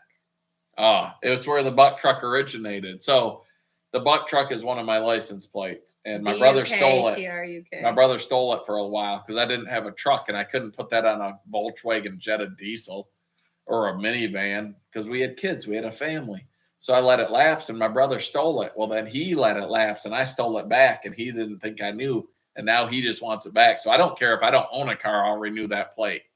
But anyway, so how that buck truck name, which is my username on like different forums and different things, I had that 1998 Chevy Silverado Z71. And before you could buy them, back when it wasn't Cricket back then. Nobody did vinyl. A guy I knew, stuff. Actually, our brother-in-law. My brother-in-law. He's like, hey, my buddy has this thing that can cut out vinyl stickers. Is there anything you would want? And I said, could you make me a Browning buckhead out of white vinyl? And so he made me them, and I put two like 12-inch Browning buckhead stickers in the back window of my truck. Tinted black window, black truck. It looked sweet. In fact, because I got Browning A-bolt rifles, I like Browning. My tattoo actually has the Browning buck built into it. So I got that put on my truck, and people started calling it the buck truck. So that's where that originated from. So then he got a custom plate. A custom plate. Mm-hmm. I had the Browning decals, and now you can buy them at Bass Pro or Cabela's or anywhere. You can get the Browning decals, and millions of people have this tattoo. Like, this tattoo wasn't because anyone else had it. That sticker on the truck wasn't because anyone else had it. I originated that. Oh, this is bucked up. This is a pre-workout my buddy sells. But yeah, the buck truck. Yeah, that was you guys back are before welcome. Anybody had any vinyl stickers on anything. I don't want to brag, but I invented that. And now millions of people are getting chicks off from my thoughts. Right. Good night, Aaron. Aaron, I'm going to beat your saw. Kokomo, Indiana, July, Chainsaw Wars. Tell Jenon he better start getting ready now. Oh, what are we drinking? My drink's empty. It's a Black Heart toasted coconut spiced rum. I'm not a rum guy. This with some Diet Pepsi is pure fire, and it's $15 a bottle. It's good. Oh yeah, this does look like the Milwaukee Bucks. This is bucked up. It's a pre-workout. It's a workout thing. They supposedly take deer antler velvet and grind it up and put it in their stuff. There's no way they have enough for everything. I think it's a hoax, but I quit drinking energy drinks. I quit drinking alcohol unless it's a special occasion like a hardworking man live. That's why he was like, hey, you want to go live today? Yeah. I didn't have an energy drink or any alcohol for like 3-4 days, which is a decent stretch for me. Mm-hmm. So not that I'm an alcoholic or an energy drink connoisseur. You would have a couple energy drinks a day. So yeah. And I go in there. I've given up energy drinks completely for 6, 7, 8, 9 months before at a time. And soda. And I used to could quit drinking soda and lose 20 pounds. And now the older I get, the less that works. So because you're not drinking full sugar stuff to have the calories. Yeah, but I'm still bigger than I was at 220 pounds. I'm down to 216. I need to be under 200. My pants are too tight. My shirts are too small. People say I'm wearing mediums. Rachel's put in work. She's lost weight, and I've been helping as a great husband. Been injecting it into him. I've been taking her weight. Like when she's like, I'm done eating, I'm like, give me that. Boom, take her plate to help so she doesn't feel tempted to eat the rest. So I eat the rest. That seriously is one of my favorite things about living with Nathan, our 18-year-old. Oh, he'll eat everything. And you, because I'll eat like whatever. I made a really good sandwich the other day, but I had like half of it. So I'm like, here, do you want it? Either one of them are like, yes. And they will take and eat anything. John says I have a fat head. John, I'm gonna lose 20 plus pounds and my head will slim back down. He does. His head is quite a bit bigger than mine because I'll go to put his hat on and I have to tighten it like 3 things. Greg says, Greg, if you knew the inventions I came up with over the years that I never did, I'd be a billionaire. Hey, I came up with caffeinated OJ a long, long time ago because I didn't like coffee. And I ain't gonna. Should I tell them about one of my #1 inventions that's been made famous by a Kardashian that they've made millions off? Go ahead. He's very proud of this one. This was 18 years ago. You came up with it. Almost 20 years ago, I came up with the nip bra, a bra with hard nipples in it because I love some hard nipples. I ain't gonna lie. Who doesn't? And Rachel's like, you're an idiot. Kim Kardashian now sells that same thing, and every time they release it, they sell out immediately. It's like pure fire. And had I patented it, Kim Kardashian would have to pay me, the hardworking man, to sell her line of lingerie. But no, I just come up with these brilliant ideas and do nothing with them because I have ADHD and I'm a procrastinator. And I just think of, and that's one of many literally over the years that I've thought of. My brother's the same way. He's thought of ideas that later other people do, and then they make tons and tons of money off. And we're like, I thought of that 10, 15 years ago, but I didn't do anything with it. And that's what we do. So if anyone wants to team up with me and take my ideas and not procrastinate and make them into something, we could probably do well together. You need someone to just say, this is what we're doing. I need a person. The nip bra was banging. Dude, that was a can't miss. And it was 20 years ago. I got proof. Rachel's proof. Mike Carter went from 3 monsters a day to 0. Dude, these monsters, they're going to kill us. They're going to blow our hearts out. We have a friend who he drinks literally, my buddy in the summer drinks almost 20 a day. I'm not joking. It's not an exaggeration. In the winter, he cuts back to 14 to 16 monsters, but he's like, they're the monster teas.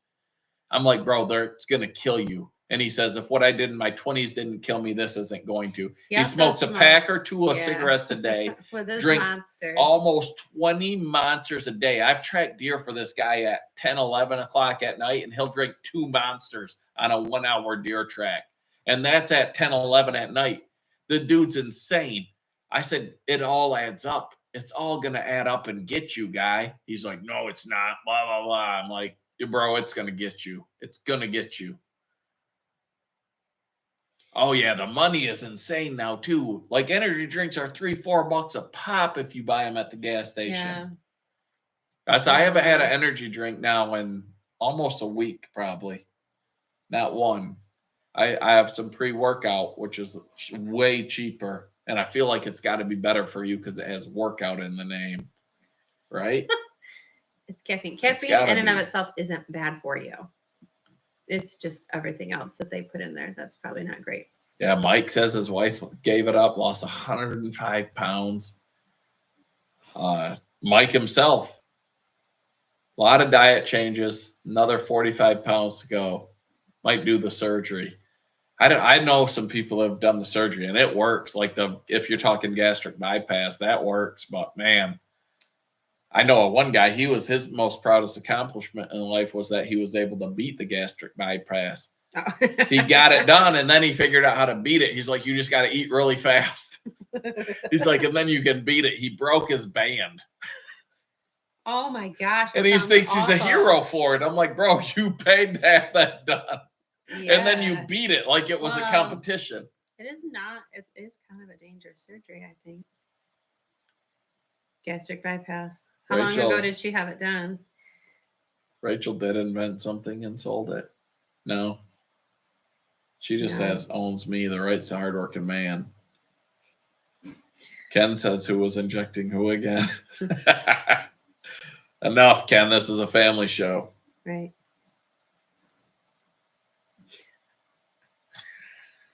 Last July. Oh, wow. Mike says he drinks too much. That's impressive. $4 for a white. Those white monsters were my kryptonite. And then but they gave you terrible heartburn. I got the worst heartburn ever and I couldn't figure it out. And I quit drinking them and it went away. That was the time I went 9 months without a single one. So listen, Rachel wants me to die. And I'll tell you guys why right now. This is going to go in video proof. Over 9 months without a single white monster. Because the heartburn, I'm like, this is going to kill me. I can just quit stuff cold turkey. I don't know that I can say I quit forever because I always relapse. You just like to prove to yourself that you're not addicted. Yes. So I'll just be like, that's it. I'm done. It's over. Done. Then 9 months in, Rachel comes home from Sam's Club and she takes a case of white monster. She's like, this fool's going to live too long. She puts them in the refrigerator. You don't have to drink them. I'm like, what are you doing? She goes, just because I bring them home doesn't mean you have to drink them. I'm like, yeah, because when I was addicted to crack and you would leave crack rocks on the table, you don't have to take them just because they're sitting there. Mm-hmm. That's hypothetical. We never, either one of us have ever done crack that I wouldn't even know who to buy crack off from. But anyways, so 9 months, not an energy drink. Jerry knows a guy. And white monsters were my kryptonite. And then there's a case in the refrigerator, ice cold. He went right back on. What's one going to hurt? What's one going to hurt? Before you know it, it's 3-4 a day. Yeah. Rachel's trying to take me out, guys. I'm telling you. I have to fight against Rachel to stay alive. Oh. You drink. Just wonder if you're still here. Yeah, like message pictures. I think Jamie shared something. I'm friends with her on Facebook now.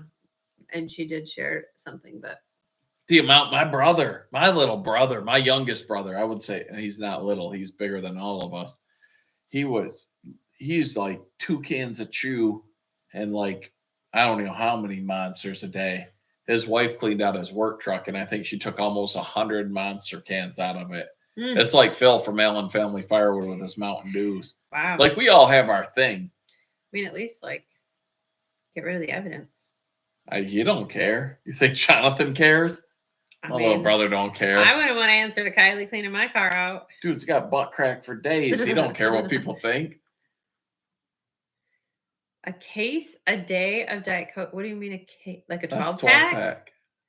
Those are small cans, John. You're fine. No, Rachel's mom is a Diet Coke junkie. Well, she used to be. She quit when she got pancreas cancer. The doctor she's told her fourth or fifth bout of cancer. Right? I was talking. Okay. They told her that they think that the aspartame in Diet Coke has something to do with pancreas cancer. And so she stopped drinking. Plus, when she had the Whipple surgery, so half of her pancreas was removed. And so then it like makes it harder to eat a lot of things. So she's not supposed to have alcohol ever, maybe like a rare special occasion. Your mom, one drink is comatose. Well, she likes to do this thing where she just did it again the other day at my niece's wedding. I had a drink. It was vodka cranberry. And she's like, oh, what's that? Because she's so sick of drinking water because Dude, water gets old fast. That's what I'm drinking right now. So she is like, "Oh, what's that? Can I try it?" And she just sucks like half of that thing down.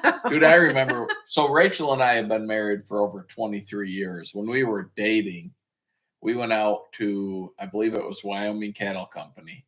Used to be one of our favorite restaurants. It's no longer in business. I was thinking about those salads the other day. Oh, their salads and their mashed potatoes and gravy were pure really fire. Good. And her mom had 1 or 2 daiquiris. And later that night, I hear someone screaming, yelling, and I go out in the hallway, and Rachel's mom is laying in the hallway, pinned under an entertainment center that's still in the box. It probably weighs 100 and some pounds. You know, it's that glued together sawdust. Probably not 100 laminate. pounds. It didn't She's matter. pinned under it, crying for help because she's pinned in the hallway by this thing. That's only like 2 daiquiris. Like, she can't hold her liquor like Rachel and I are professionals. I don't think Rachel's she mom is not so much. But yeah, now she's not supposed to drink anything. She just never, like, if you told me if I had memories of my mom drinking alcohol, the answer is no. And not until like all of her kids were adults do I think she would even, and it's only if somebody else has it and then she tries theirs. She never. But she tries it all. She never would buy alcohol at all. John, the difference between Diet Coke and Coke Zero is the type of sweetener used. And I don't know any more than that, except for I believe the Coke Zeros or the Mountain Dew Zeros are supposed to be a healthier type of 0-calorie sweetener. I have no idea. That's a question for Google. But yeah, it's a different type of sweetener. I think Coke Zero tastes much better than Diet Coke. But I think Diet Pepsi tastes better than Diet Coke or Coke Zero. But I think regular Coke, especially from McDonald's, tastes better than all of them. The Diet Coke that wasn't called Diet Coke I think it was Coke Zero when we were in Italy. That was the best. Even the full sugar was better than anything we've ever had here, ever. It was very, very good.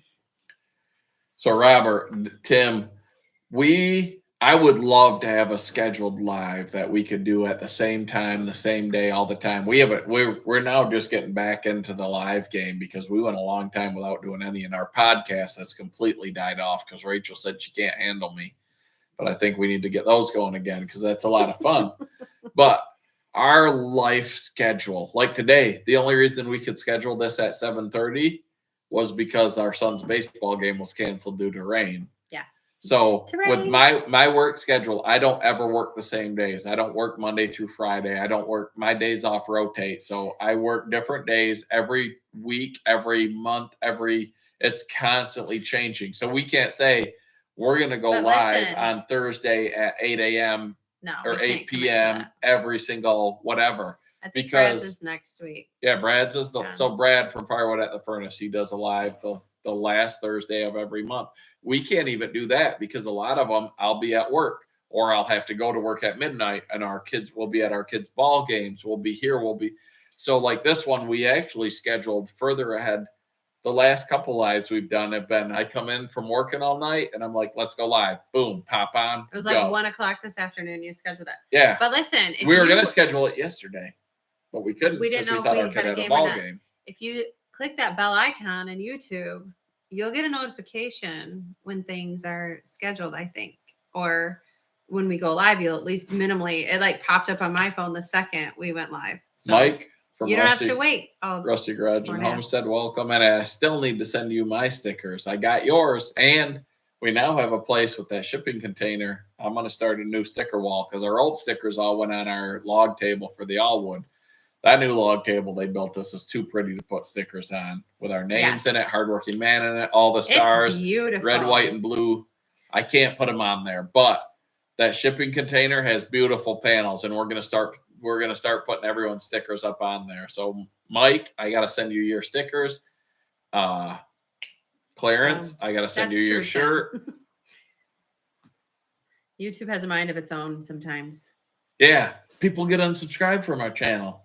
Who was it? I think Dick from Old Guy Firewood. He said he was unsubscribed from our channel like 5 times against his will. Because who would ever unsubscribe from Hardworking Man?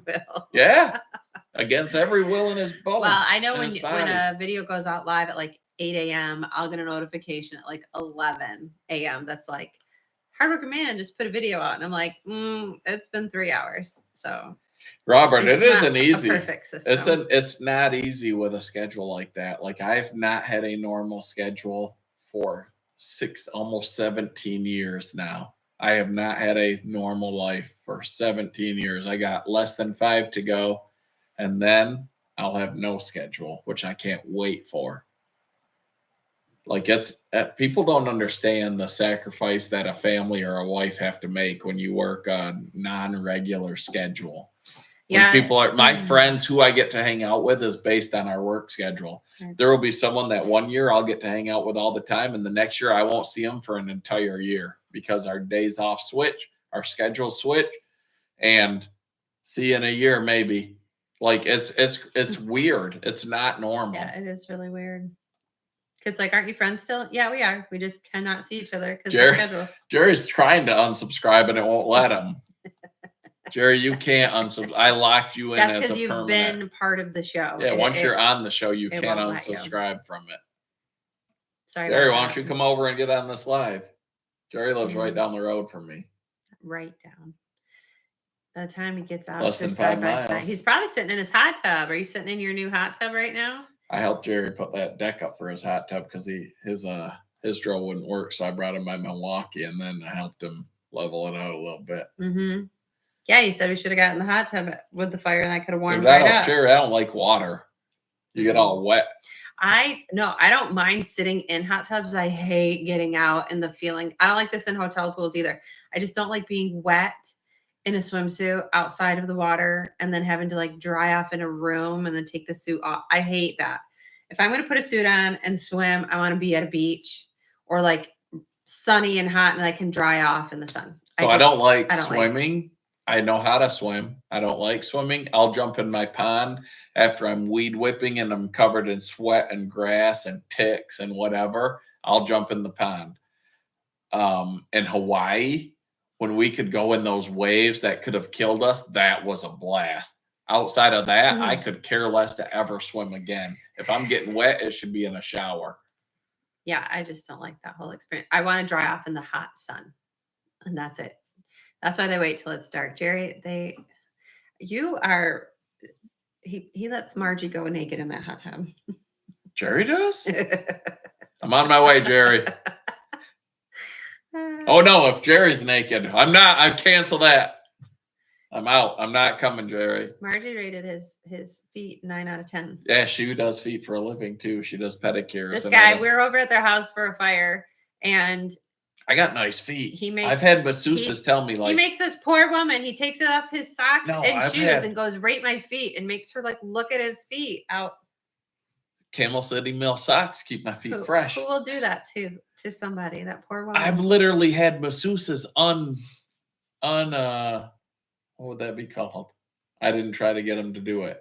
They say it when I would get a massage, and they would be like, "Your feet are so nice. Thank you for taking care of your feet." Because they're clean and they're nice trimmed toenails. And like, you need to teach our boys that. Literally, I looked at Zach's toenails the other day, and I can't teach him to brush his damn teeth. They were like an inch long. He won't brush his teeth, Rachel. How am I going to teach him to cut his toenails? You will when there's a girl he thinks is cute, probably. Ken from Ken's Cuts is here. Ken actually invented a piece for the Easton Made Access, the short split. Short stroke, short stopper. Our Easton Made Access is getting rehomed, and that video will be coming soon, so you guys can see where it goes. Tim thinks it's funny. You're going to jump in a pond filled with fish pee and poop to get the sweat off. It's better than my sweat, man. Sweat and grass clippings and nastiness. Short stopper. I'm a sweaty human. It's the clay. We have everything is clay. I was like doing landscape work and bought a bunch of perennial plants, and I'm planting them, and I'm digging a hole, and it's clay. There's no dirt. It's all clay. Hopefully these plants will grow in clay. Dude, your plant's growing. She grew a plant. So we're doing this landscaping. We're trying to get our boys out to help us, right? Like, because we got old lava rocks from the probably 80s, back when John from frickin' Jeep was in his 50s. Maybe he invented lava rocks. He could have invented lava rocks. But so these lava rocks gotta go. because before we just covered them in mulch and the lava rocks come back. I'm like, they need to go. We need to get these lava rocks out of here. Got blown out. And so I'm telling my kid, because there's some places I'm doing it with the backhoe, but where the power line comes into the house, where the propane comes in, where the coaxial cable, I'm like, I'm not going to do that. I did get on the side of my, I'll take a risk, and I did hit our coaxial cable, but I saved it. But so where those other lines come in, I tell the kids, I'm like, you got to dig this by hand. Where was the story going? I don't know. It had a point. It was about Zach or something. I don't know. But play. Oh, so we're digging it. And Rachel literally went out there. This is about you having plants live that shouldn't live. She took a mum that was not supposed to live outside, and she planted it outside. And it was in this area that had to be hand dug. No, it's just if you buy mums in the fall at a place, those aren't mums. They just die that year. Like, you don't plant them in the ground. They usually will not grow in the ground. They're just good so for she planted this mum, and she dug around it and said, Zach, do not dig this mum out. And then she comes out the next day after me and Zach are out there working, and she loses it. She's like, where's my mum? Why? So Zach chopped this mum to pieces and threw it out in the rubbish, out into the fill in the woodyard. And so Rachel wasn't happy. She's like, why do I ask anyone for help and this and that? And I'm like, I don't know. I didn't know at that point if I had dug the mum with the backhoe, which I didn't. It was 100% Zach's fault. Taken out. And so we went out and I found it and I repotted it for her, and hopefully it survives. But he I was just so proud aggressively chopped that mum to death. To death. It's been like 2+ years. It's gotten huge. It's beautiful. And I purposely like hoed all the weeds around it. So I was like, don't touch this. And he chopped that and then thing my down. rose bush. I was like, he didn't even get the lava bush. rocks out. He just killed your mom. Just killed it. Just aggressively killed your mom. Not your mom, your mom. Your plant. I wasn't happy about it, but what are you gonna do? It's gone now. Well, we got it back. And then you always get mad every year. You're like, why are you buying these mums? They just die. Why are you going to buy pumpkins to decorate? They just die. I don't even know what a mum is. I just take you to the store and I say, buy plants until your little heart is content. And then I plant them for her. And then my son kills them. We went to a nursery to pick out plants. I gotta go to the bathroom. That's why I said on the outside. You're okay. To pick out plants. I want to interrupt you. And I was like, this is going to be expensive. It really wasn't bad. It was like $125. But they were closing in 30 minutes. And Heath tends to get major anxiety in situations like that. And I'm just walking around. There's so many plants available. And I had to pick out, I think we got 10 of them. And so I was like, well, I'm not quite sure. I just want to check them out. And he's like, you have 18 minutes. You have 16 minutes. He couldn't help it. He was like, they're closing. There was probably 30 people walking around, taking their time. And he could not handle the pressure of they were closing soon. But we got our plants, a lot of beautiful ones. I made our driveway is like a big circle driveway, and there's grass in the middle. And I did have these pretty white vinyl fences for each little area. And then over the course of the last, 10 years, Heath and the boys have run into them with the tractor or their car, or I don't know. They're bright white. I don't know how they don't see them, but they have destroyed them, ruined them. So I had to do something different. So no time like the present then with our grad party next weekend to get some landscaping done. So that's what we've been working on. And let me tell you, if anybody works in landscaping, hats off to you, because it is hard work. It is my back muscles and arms and neck. I woke up, my neck, it felt just bruised to the touch from all of the digging and shoveling. And so now we're doing, I think we have to lay, not mulch, I'm doing wood chips. And so we're doing that tomorrow, hopefully, if it's not raining. Heath, you better come back. I don't think he needs another drink. He's getting a little slurry to me.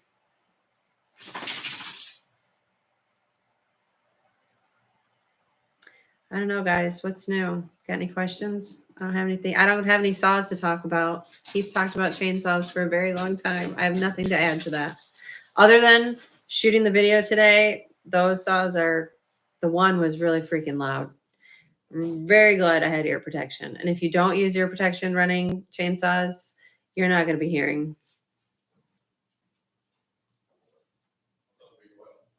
How many playbacks you get for video or 3-back? Can honestly tell. Gave you 3. I don't know what that means, Bill. Give me another drink. Yeah.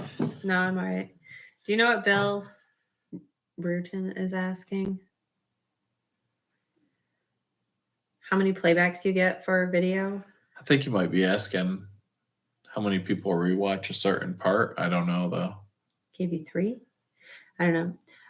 Ken, absolutely. I suggest landscaping work to improve the curb appeal because people, a lot of what makes somebody want to buy your house is how your house makes them feel when they show up. If they can imagine, don't forget the ranch. They can imagine it's their home. Oh, and Robert, I will. It really makes them, how the outside looks is kind of an indication of what the inside's going to look like. So you want to make it look good. Don't you want to take down like personalized stuff? I mean, you don't want to have a million pictures like of your family everywhere, but it's, I mean. But I have a lot of deer mounts and turkey mounts, and I know that's one thing that a lot of people recommend taking down because some people are very anti-hunting. People don't even like sometimes if there's just like a European mount like behind us. Yeah. People are fussy about that.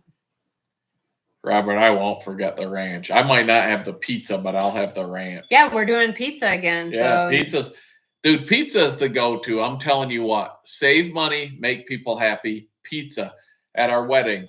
You know what we had? Pizza and salad. You know what people still talk about 23 years later? How good the pizza was at our wedding. Because you go to our wedding and there's prime rib or there's chicken or there's this or it's always cold. It's always underwhelming. Pizza, even if it's cold, it's still good.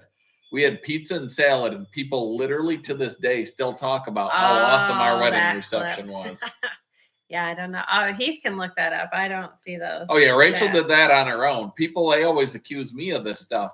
Rachel's like, we'll see how many people watch this video if they comment on this. I was like, we'll see if people watch this video all the way through because there's like a 2-second clip. So, John, if you have a lot of chainsaws, it's got to increase the value of the house. No matter what, because of every guy, like I saw a thing that says once a guy hits his 30s, one of these 4 things will like get into like smoking wood. Either chainsaws, smoking meat, lawn work, or one other thing will be their identity that they choose. And I chose, I think, almost all of them. Jerry says he watched it a few times. He's been trying to get Rachel in his hot tub. No, he hasn't. Yadkin Valley, welcome. You're late, but we're still here. You know us. We run for a while. Brian's back. Put the wife and kids to bed. Come back. Brian, how's the Wolf Ridge repair going? Did you ever? You might have put it in a video, but I know you had a hydraulic tank leak, and you were figuring out the best route to go with that. So have you figured that out and solved it yet? Mike's picking up number 5. Mike, I don't even know how many saws I have, but I have some that I need to sell. I have some that I need to fix that I bought at an auction. I have some that I bought on Marketplace that I want to improve the performance of because I want to see if I can do it. I'm very, impulsive. Mm-hmm. I'm very impulsive. So when sometimes repulsive is what I say. Yeah, but you're just joking, right? So I'm very impulsive. So like, I'll be like, oh my gosh, Elliot from Everything Elliot just used this laser grade level. I don't have one of those. I could use one. It's like, that'd be really useful. So then I get one because I just look up to see how much they are. And then I start researching them and I'm like, I can't get that. Do it right or do it twice. And the next thing you know, I spend a bunch of money on this laser grade level. That came in really handy with one of our projects that we're about to release. And it will come in really handy with some future projects. And it's an investment that will hopefully last me for a really long time. This is how he tells himself. It's going to make me money. So how about the other day when I went to get the weed whip And I was like, don't we have a battery powered one? And you're like, oh yeah, here, I got this new one. And it was in a box that hadn't even been opened up yet. Yeah, because It's I got to be great. I compare said, them. what is wrong with this one that we have? Nothing. But this one, it was a could steal. not buy it. It was on clearance. How am I going to share stuff with people and comparisons and let them know what to spend their money on if I don't test multiple items? Mm-hmm. I'm here for the people. Right. It's all about you. And guys. a lot of the stuff, like I'm different, I think, than a lot of channels, because a lot of channels either they get one thing that they fall in love with and they tell you it's the best. And a lot of times that it could be the best, or it could be the best you've ever used, but there could be something better. I'm willing to try all kinds of different stuff. I research stuff before I use it, but I won't just get something because someone sent it to me and tell you it's the best. I buy probably 90% of what I put on my channel myself because I'm curious if it's better than what I had. And I like that Echo blower. I didn't think it was going to be better than my Milwaukee blower, but I couldn't tell you check this Echo blower out if I didn't have one that I bought full price, well, with my discount code. I use the same codes I share with you guys to buy my stuff, my Camel City Mill socks, my chainsaw supplier stuff. Like I use the same codes I'm sharing with you. So I'm not like, here, take this for free and then tell people to buy that's not me. Like, but anyways, I love buying it. That Samurai saw, I found out about it. I learned about it. I researched it on YouTube. Nobody had it. Nobody ran it. Is that because it's garbage or because nobody's tried it? So I bought one. That thing is awesome for what it is. The price it is, it's less than some chainsaws. Well, it might not be anymore, but when I bought it, it was less than a Steel 500i. And that thing will outcut any chainsaw with the right wood that I've ever run. Yadkin Family Outdoors asks if you're going up with Russ in TKP. You going up against him for the challenge? I don't know that they want. I think it's the two of them. I don't think they want some. Did they include other people? They see this machine named the hardworking man. They don't want none of this. John, how's the kitchen? I'll let Heath answer that one. The kitchen is a process. I'm just resigned to the fact that I will never have a kitchen that has a ceiling in it again since I took it out. Or we took it out. Floors. The floors, if I had a mini excavator, I'd scrape that floor out of there. You guys make her mad when you talk about the kitchen, but it's coming. I don't get mad. I'm defeated, John. These boys around here have beat me down and defeated me. I accidentally, and it was an accident. I was excited for the kitchen, and then that dang on truck that keeps eating my money came along, and I couldn't not get it. I raced out the door to get it, and it cost us the kitchen. And now Rachel's disappointed in me. Robert, that is true. If it's screwed in or bolted in, such as like curtain rods, for instance, you have to leave them. So if you don't want to sell those things when you're selling your house, take them out before it goes on the market. You need to put it explicitly in the contract. Or say like a light fixture, if that's you want to keep it, then say we're taking that.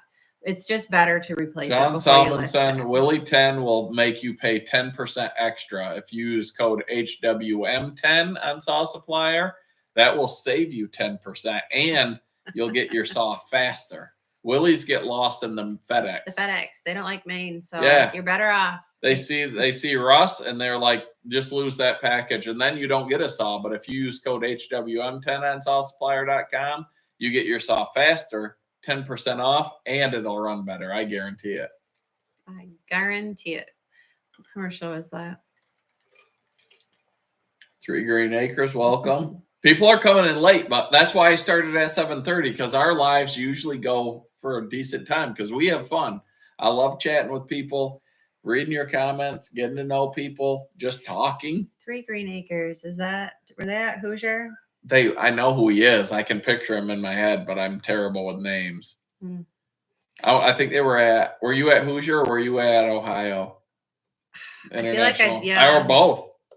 I know who it is. I see you in my head, but I can't think of a name. I'm terrible with names. I just saw your name on something, either a comment or maybe on YouTube. And Neighborly Homestead. I know he won. Was at both. Okay. Neighborly Homestead won a Sugihara bar from one of our live giveaways. And he is a 7310 that he was putting it on. And I believe it's Mike, but I could be wrong. I'm terrible with names. I literally coached kids in baseball for 4 years and didn't know their name. He just calls you the wrong name. It's okay, though. You don't even remember their faces either. I don't know where old guy Firewood's at. He might be in bed. Dick, not everyone can hang with us. Oh, yes. Yeah, Hoosier. That thing was heavy. And because we were talking about this earlier, the weather at Hoosier killed a lot of it. So 3 Green Acres, and I apologize for not remembering your name because I'm terrible with names, but I don't even know my own kid's name sometimes. He accidentally cut up the chair 2 years ago that Chris was going to make. And so this year he brought a chair that he made and we unloaded it. And normally, like I said, all after the Firewood, Carl, after the Firewood production and all of that, we'd all be hanging out, pizza, drinks, all that. I know this year Mike had a lunch catered in the day before in honor of Obi. Bill Obermeyer, great guy, was at the first 2 Hoosiers, brought workout stuff in for my kids. He was just an awesome guy. And then just before Bunyan last year, he had a stroke, I believe, and he didn't make it. So Mike did a lunch in his honor, and all that money was donated to the events in Obi's name. But what was I saying? Oh, so normally we hang out and we have pizza and we have some drinks and everyone gets in. And that's where the chair that I helped Carl unload, where everyone would have been like, hey, here's the chair, because everyone signs it. It's been sort of a yearly thing. With the cold, nasty, miserable rain, that just didn't happen. So that chair's there. Carl brought it. He corrected his wrong of cutting up that chair, because when you're running chainsaws, everyone just wants to cut. And no one even got to appreciate it because of the weather. Yeah. Yeah, you called Neighborly Homestead Mike. His name is Tim. They're all laughing at you. Called everybody the wrong names. Listen. Mike is a very high percentage hit. And if you guess a Mike, there's a decent chance you got it. I told you guys I don't know names. I don't know. Okay. I don't know what day I got married. I don't know my own birthday. I don't know my kid's birthday. I put it wrong on my insurance at work. I don't know. He doesn't know his mom's birthday either. I don't. My phone tells me now, thank God. Or Rachel tells me. Right. Oh, yeah. See, Robert, yeah, your realtor was right. If you didn't want them to stay and you wanted to take them out, you would have had to say they were excluded from the sale in the first place. Here's the thing, though, with real estate, and I'm not a realtor, Rachel is. So, like, a lot of stuff, she'll have people be like, I want that chest freezer from the basement. Like, you're going to worry about, you're selling a $500,000 house. Yeah. And the $150 chest freezer in the basement is the thing you're going to worry about. Sometimes. It is, though. Deals, like, people get in arguments over. Or they're like, well, I'm not leaving the fridge. Yeah. Like that fridge is 10 years old. It's a $750,000 house, and you're worried about a 10-year-old refrigerator? Yeah, people don't take appliances. Like, people, it's just about winning, I think. Sometimes I don't know, man. I think sometimes people just want to be obstinate and make it a little more difficult for everyone involved. Mostly Rachel, and then I have to be the voice of reason and bring her back down. Throw Rachel in on that house. Rachel's not for sale. He calls you Herb. You know what? We've had a few people message us lately, and they call me Heath, and then they call her the hardworking man. They're like, you and the hardworking man could do a good job with this. Oh, no. Or they tell us how big their firewood pile is compared to ours. Like, okay. Listen, I got to read you guys. I got this text today. This is one of you. Who is it? Who are you? A random number. It was a number, and I Googled the number, and it said it's from the state of Washington. It's an area code 425. But it says, I've been thinking about you all day. Can't wait to see you soon. Who is that? I don't know. Is that one of you? Own up to it now. I was like, well, that is clearly not for me because I have no idea this phone number. But then it was a little concerning. I was like, that sounds almost threatening. Like, I'm going to see you later. And I was like, who is it? Truth says everything has a price after he said throw Rachel in on the house. So my daughter tried to sell Rachel on OnlyFans for a new Honda CRV. She wants a new car. She's like, Mom, if you do OnlyFans, I could get a new Honda CRV. Like, seriously, like, this is our kids. Like I thought we did a better job raising them than that. But what was that movie? There was a movie. I don't watch. The last movie I watched in the theater was Hunger Games. And then before that was Horton Hears a Who. But there was a movie where a guy sold one night with his wife for like a ton of money. Oh yeah, it was Demi Moore. Yes, and he regretted it forever. It was for $1 million. That's not even much. I blow through $1 million. At that time, it was. I mean, I've never blown through $1 million because I haven't had it. Probably I would if I had it. Add it up. Yeah, Jack is trying to get a collab going for that page. Oh, with OnlyFans? For the Only, yeah. Jack, I'm sure there's a market for your thing. Naked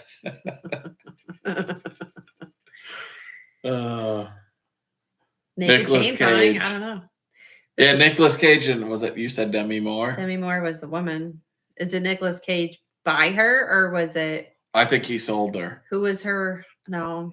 I don't know. Who was her husband? I don't know actors. I don't know actresses. I don't know musicians. If you were an athlete, you could have been a lineman in the Bengals in 1988 on the Cincinnati Bengals, and your picture will flash in the news and your name will pop into my head. I don't know why. Like, and he'll know who your brother was and what school they played college ball at or something. He does know all those. Yeah, I don't know why. It's the weirdest thing ever. Like Robert Redford is the one who bought her. See, you guys are nuts. You know all this stuff. Heath doesn't even know who anybody you just talked about is. He couldn't point out. No, Robert Redford's an actor. Yeah, could you point him out if you saw a picture? Not for $1 million. Not for $1 million. He could. Nicolas Cage, I could. You sure? Yeah, he has a big nose, and he was in those Con Air. Ha! Don't hit me. Yeah, so was that other guy, John Travolta. That's what it was called, Indecent Proposal. Right? John Travolta and Nicolas Cage. Were they both in Con Air? No, that was called Face Off. Oh, they were in Face Off. They swapped faces or something, right? So for artists, I would know Eminem, Snoop Dogg. That might be about it if I saw them in person. I literally have met ZZ Top, no clue who they were. Like Backstreet Boys and NSYNC, like all these people, no clue who they are.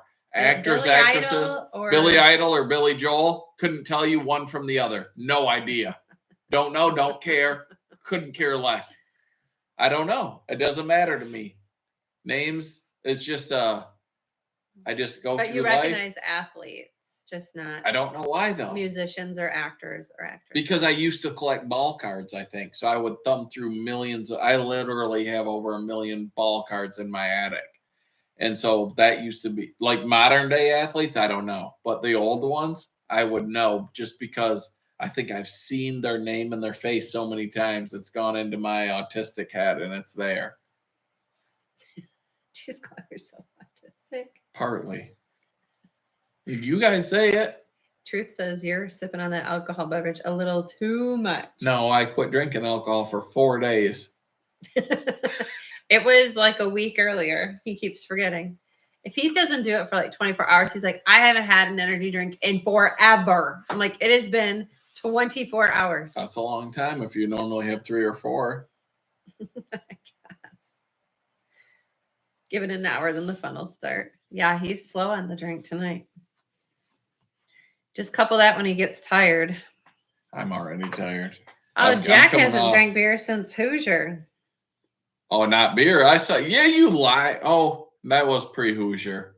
I called Jack because I said he was going to drink at Hoosier and then not again. Yeah, but he said he wasn't going to drink, and then I got a hold of him and who were you with? Not York Firewood. Is it Will Wolcott. York Woods or no? York Woods is. I just said his name. Dan. I think. Will Wolcott, and I got a hold of Jack, and I was like, hey, do you want this tap handle? It was something IPA. Voodoo Ranger IPA. And Will Wolcott brought Jack some Voodoo Ranger IPAs, and then he called me, and they were well into the IPAs, and he was yelling. He's like, how did you know? And this and that. There's Dan. York Woods. I didn't know he was here. Has he been here? Aren't you proud? Anyway. I had to tell him your name.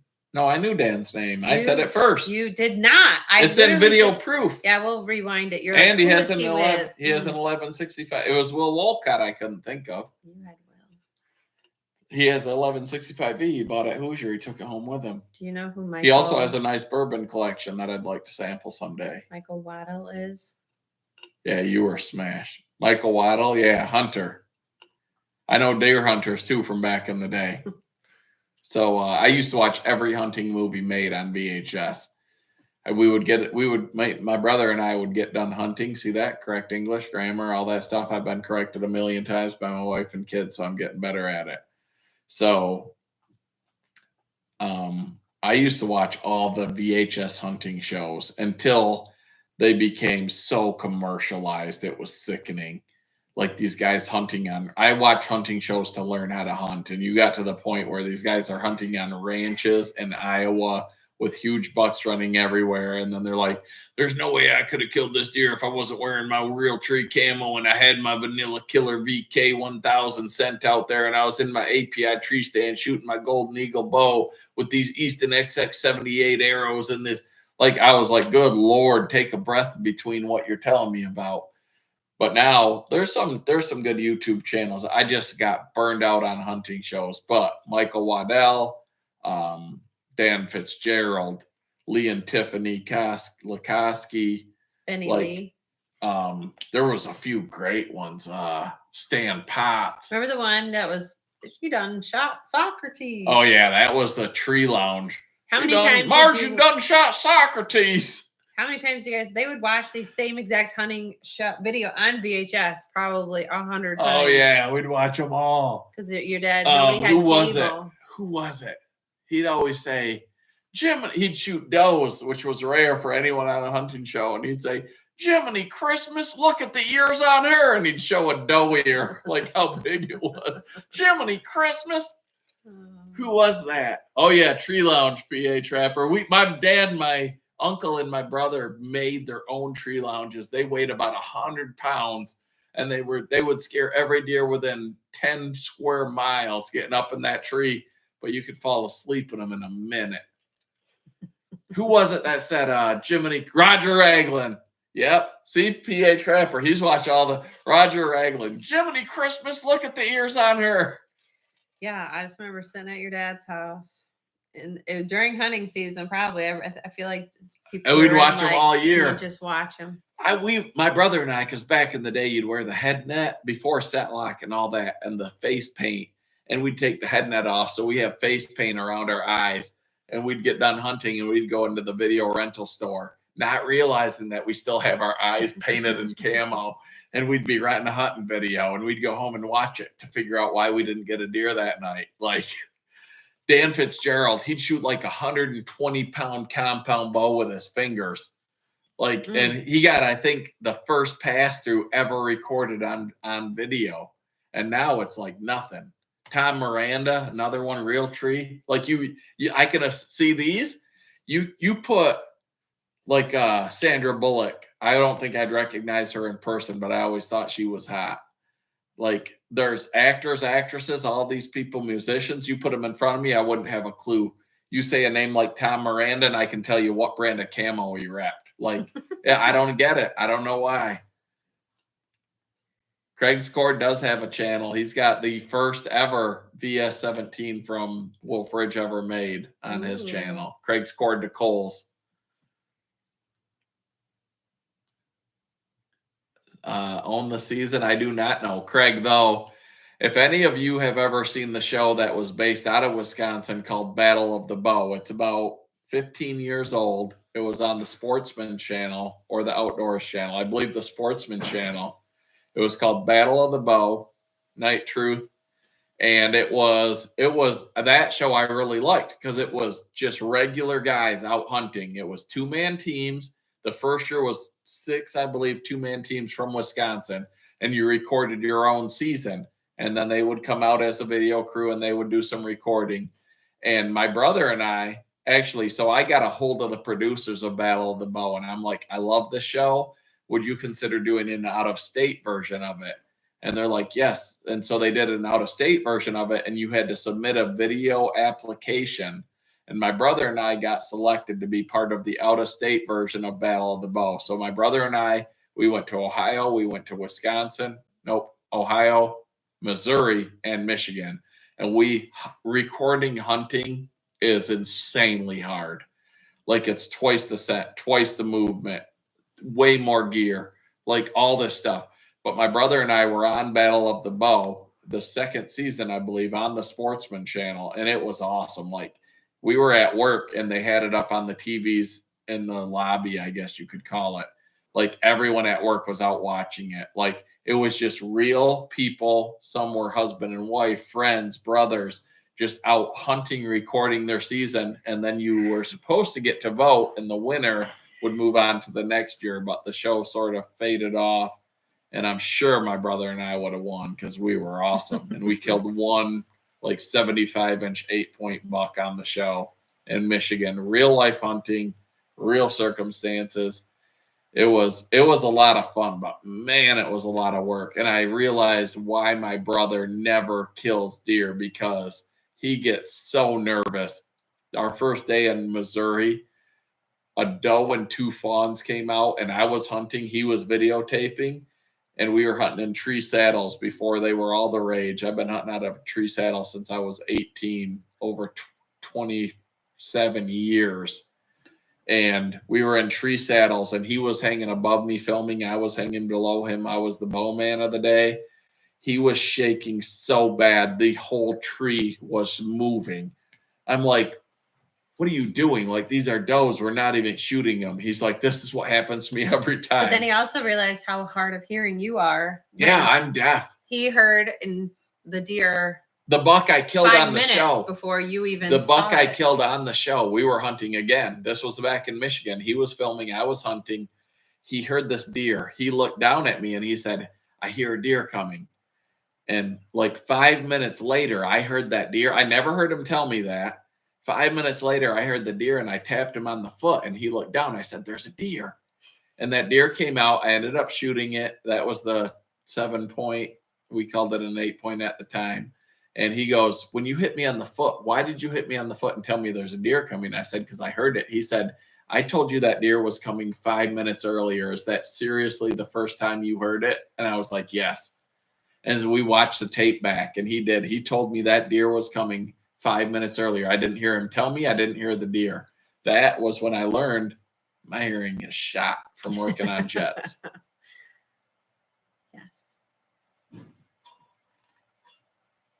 Are those on YouTube still? I don't know if they are. I had it saved on my computer, which when I get rid of a computer, I save it. I have a HP computer somewhere that probably has a green screen on it.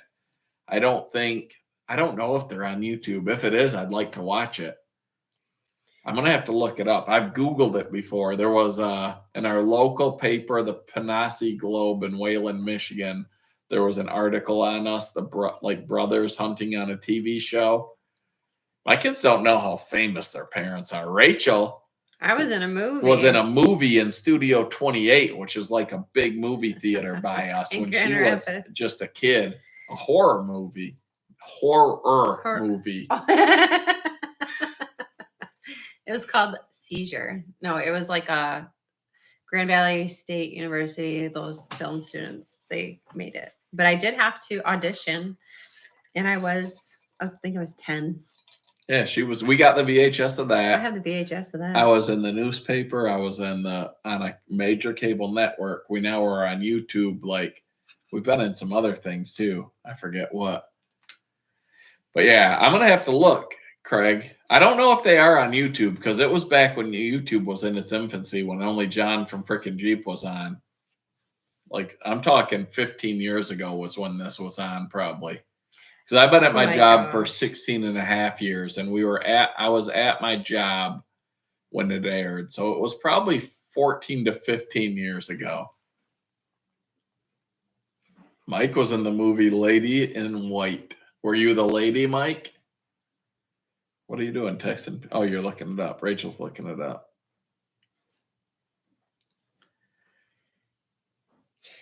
Well, there's a Facebook page for it. So I don't think they're on YouTube. I just got a text from Nathan. He's out. He's our son. He was out golfing. 10 o'clock at night, mind you. His keys fell out of his golf bag, and he's searching the course for them. He has ADHD with worse than me. With his phone flashlight, walking around right now. It is pitch black. I don't know that we have an extra key for that car either. Why are his keys in a place where they can just fall out in your bag? He has glow-in-the-dark balls so he can golf at night. So Apparently. Mike was in the cemetery scene. Check that movie. Do you know about what time in the movie you were in it, Mike? What was the minutes? Oh, let's see.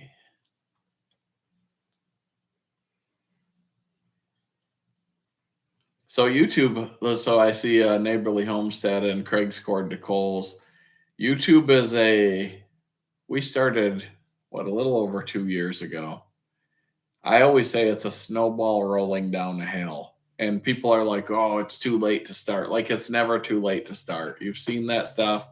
I started it because my kids wanted me to. I thought they wanted me to start way back in the day when the only, I guess, Firewood channels were Mike Morgan, Outdoors with the Morgans, was just starting. I remember watching his videos. He had a county line splitter, a steel MS 361 or 362. He was cutting wood and putting the sawdust on the ice so he wouldn't slip and splitting it with his county line splitter. He had a Kubota tractor, Joe's Premium Firewood. There was only a couple channels, and my kids are like, Dad, let's do a YouTube channel. I'm like, I don't got time for that. I don't got time for it. If I have an hour to get work done, I want to get an hour and a half of work done. I don't know anything about technology. I don't have anything to video with. I don't have any of this stuff.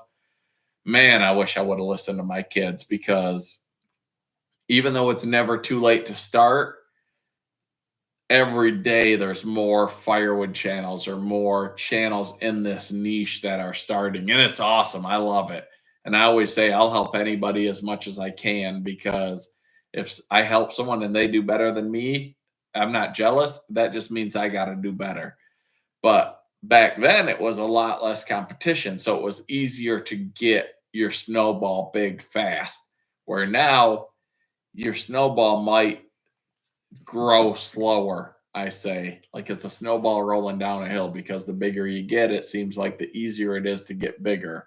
Like back when we were a young channel, we all were at the same place.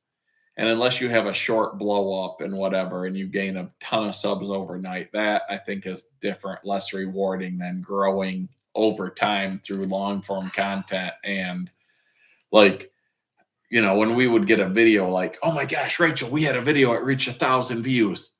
Like, that was awesome. And where now we're like, oh my gosh, this video only has this many. Like, it's a hard dynamic, because it's a huge roller coaster. Like, we'll go in spurts where our videos are getting tons of views and tons of watch time and tons of interaction. And then I'm like, we made it. We broke through. We're on our way. And then all of a sudden, for no reason at all, our videos will just go flatline. And their videos, I think, are great. Like, I dug out the most biggest stump ever with a tractor backhoe that I've ever seen. Nobody has watched it.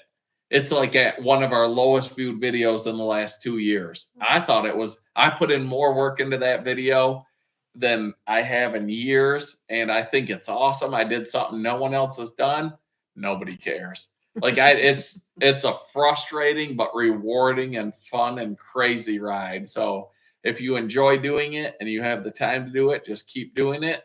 And whatever happens, happens. And no matter what, at the end, your kids can look back and be like, oh my gosh, look at what my mom and dad were doing. Look at what we did at this age. Unless YouTube goes away, it's something that will be there as like a scrapbook that people don't have anymore, or a photo album that people don't do anymore. Hopefully YouTube doesn't go away, like I know some things do, and you think YouTube's never going away, but things can go away overnight. Like, it's yeah.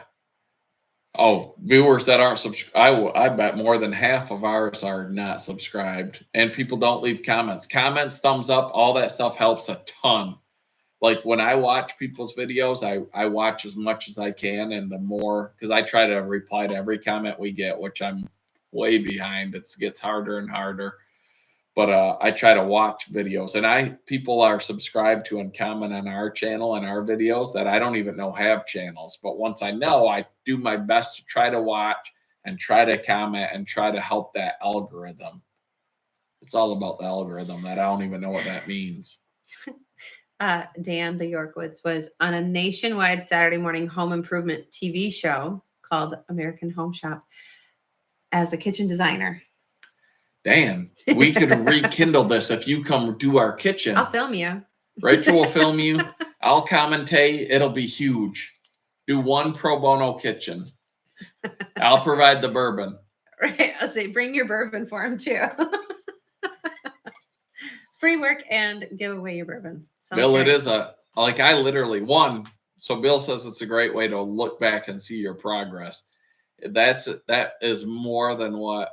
So it's not just your progress. Like in my first splitter, when we started YouTube, it would take me over an hour to do a third of a chord. Russ and I on the Musclewood did a full chord in 9 minutes. So you not only get to see that or the progress of the Woodyard. Where my Woodyard is now, when we bought this house, it was a big enough space to park a camper. And now it's turning into a legit Woodyard. Like you get to see all of that, but you get to see your growth not only in the Woodyard and in whatever you're doing, but in your video production and in your comfort in front of the camera. Our first videos, you look back and you're like, oh my gosh, those are brutal. Brutal. Who would ever watch this? It would be like if I was trying to elicit information from someone that was a terrorist, I would be like, you sit down and you watch Hardworking Man. And until you want to give up everything in your life, then you can tell us, or we're going to make you keep watching it. That's how bad they were. And I'll probably look back at the videos we're making today in 2 years and be like, oh my gosh, why would anyone ever watch that? Jerry. Oh, Jerry, they still are that bad. You know what, Jerry? You know what? You're uninvited. We're never going naked in your hot tub. Just because of that comment. See, Prescott watched your video, commented on it about getting over the top instead of twisting it. And we appreciate you. Ken was picked for a reality TV show by the company that did Pawn Stars about gold prospecting. Ooh. But it never got off the ground. Now, let me tell you something. I've met my line of work. I'm in law enforcement and I do different things. I do a lot of different things, but I've met some interesting people, whether it be musicians or actors, actresses. I've met people that produce reality TV shows, and in the military, I knew some people whose friends were on some early MTV reality TV shows. They haven't been reality TV since the beginning. So there was one on MTV called Third Wheel, and this was one of the original reality TV shows, and it was 3 guys would go on a blind date with a girl, and the girl would pick one. And so one of my buddy from the military, his friend was picked as, all right, you're going to be on the third wheel. So he was all excited. He's like, I'm going to get the girl because I'm a nice guy and I'm this and I'm that and whatever. He gets to the show and signs the contract and they're like, all right, you're going to be argumentative. You're going to be a bully. He's like, no, that's not me. And they're like, that's who you're going to be. And she's going to pick this guy and this and that. Everything was scripted. And I'm talking 20 years ago. So if you think reality TV is real, it's not. YouTube is more real. Pawn Stars, Pawn not real. Stars. Nothing is real. I literally talked to the producer. You're trying to say. Was that the point? No, I talked to I will say potentially, I don't know what I can say. My work has rules. I talked to the producer of a reality TV show that is a very big and very popular show. And I called them out on their show and told them, you do this and everything is settled before you even film an episode. And they said, well, yeah, but it has to be or the show wouldn't make logistical sense. So everything that they act like is happening, and I can't give more information than that. Everything they act like is happening. That was like brand new information to you, that you thought it was all real. No, because some people do. A lot of people do. It's called reality TV. None of this is real. It's all scripted. It's all fake. 100%. It's reality TV is the least real TV. A movie is more real. I don't know if Tim's being funny or I was on a lot of before and after infomercials. I was the before. Aren't they supposed to show the same person after? What were you on? What was that one that Jimmy did? Tybo. With Billy Blanks, right? Yeah, we did. That dude was a monster. Tybo was not easy. Carl Lewis says the reason why he started his channel is because of you and me. Our channel tried to show people not to get hurt. Are you saying you wanted to show people not to get hurt? Are you saying because Heath gets hurt all the time?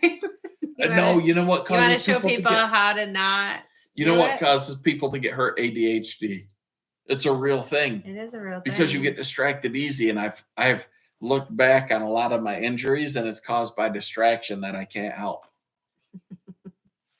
Or you lose your keys out of Clyde says he's been with us since 1800 subs. Well, we appreciate it, Clyde. And Clyde's actually been on some of our episodes, and he's helped us out a lot with great pallets, with different stuff, with information. He's built conveyors like boilers, all that stuff.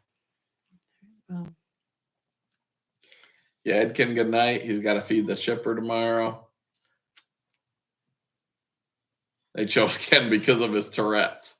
There's people with videos just about having Tourette's. Yeah, there's like reality TV. If you guys don't know, reality TV isn't real. Just ask Heath. I just told him that, of a woman with Tourette's. And I forget her name. They always accuse her of being, because she's funny, but it's the same thing.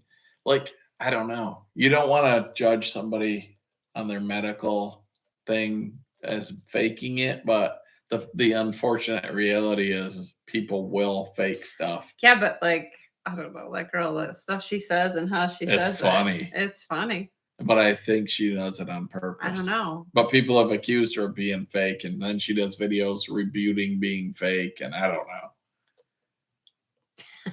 know. It is true.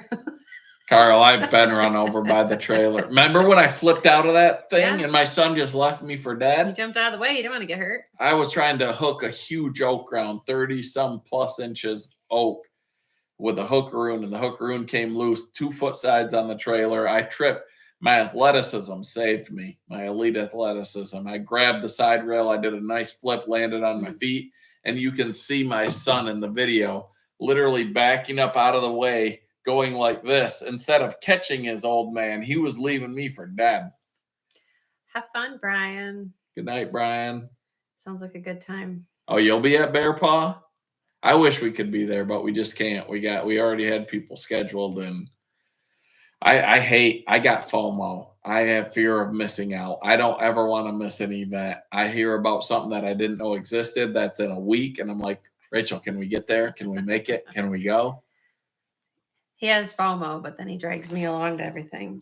You have it too. You have it as I have it, but not for certain things. There have been events where you're like, I can't go to that. I'm just this or that, or I got too much. And I'm like, well, I'll just go without you. And then you're like, you're not going without me. Like, why would you go without me? You don't go without me anywhere. What are you talking about? I was talking about going without you, and you won't let me go because you know the women attacking me will be insane. I just need to. I could let you go if I took all like your way of paying away from you. I don't need money. I just need people. Well, it's 10 o'clock. Are you ready to wrap it out? I don't know. I haven't ate dinner yet because I haven't either. So this is how our life goes. So I'm like, hey, our kid's ball game was canceled. Let's schedule a live 7:30 because our lives go long sometimes. So let's schedule it for 7:30. We should be good, right? So then I'm out filming that 70cc saw shootout video. Rachel's filming it. I'm running saws. We finish another video that we're working on that hopefully will be out soon. All this stuff. So then my son is like, hey, I want my Christmas present. It's a driver. We told him we'd get him a golf driver. I want to go to golf country. So Rachel was going to go, and she's like, why don't you go? I'm like, I'll go. I'll just pack this stuff. So I pack everything up, get my chainsaw chaps off, get my sweaty clothes off, get regular clothes on. We go. I don't know if President Trump was in town. I don't know what was going on. A huge major road. There was probably 15 to 20 sheriff and cop cars at every intersection, blocked off the entire road, shut it down, cops flying around, lights and sirens. Like, I don't know what was going on. I'm like, we are never going to get back home. We will never get back, because it was on the way back home. Like, we will never get back home. But you don't know, that's because you think you have to come that same way you went. You don't know how to get home otherwise. Listen, in these areas, I've lived and worked in these areas before in the military. Know where he is as if you try to get, you're like, because I worked in this area, it's Hull Road. It's a 3, 4, 5 lane each direction road. It's got the, what's that called when there's a median? Yeah, but what's it called? A boulevard? When there's whatever. When that was under construction, I lived 10 miles from the Air Force Base, and it would take me over 2 hours to get home because it was under construction. So I thought, I'm going to go around.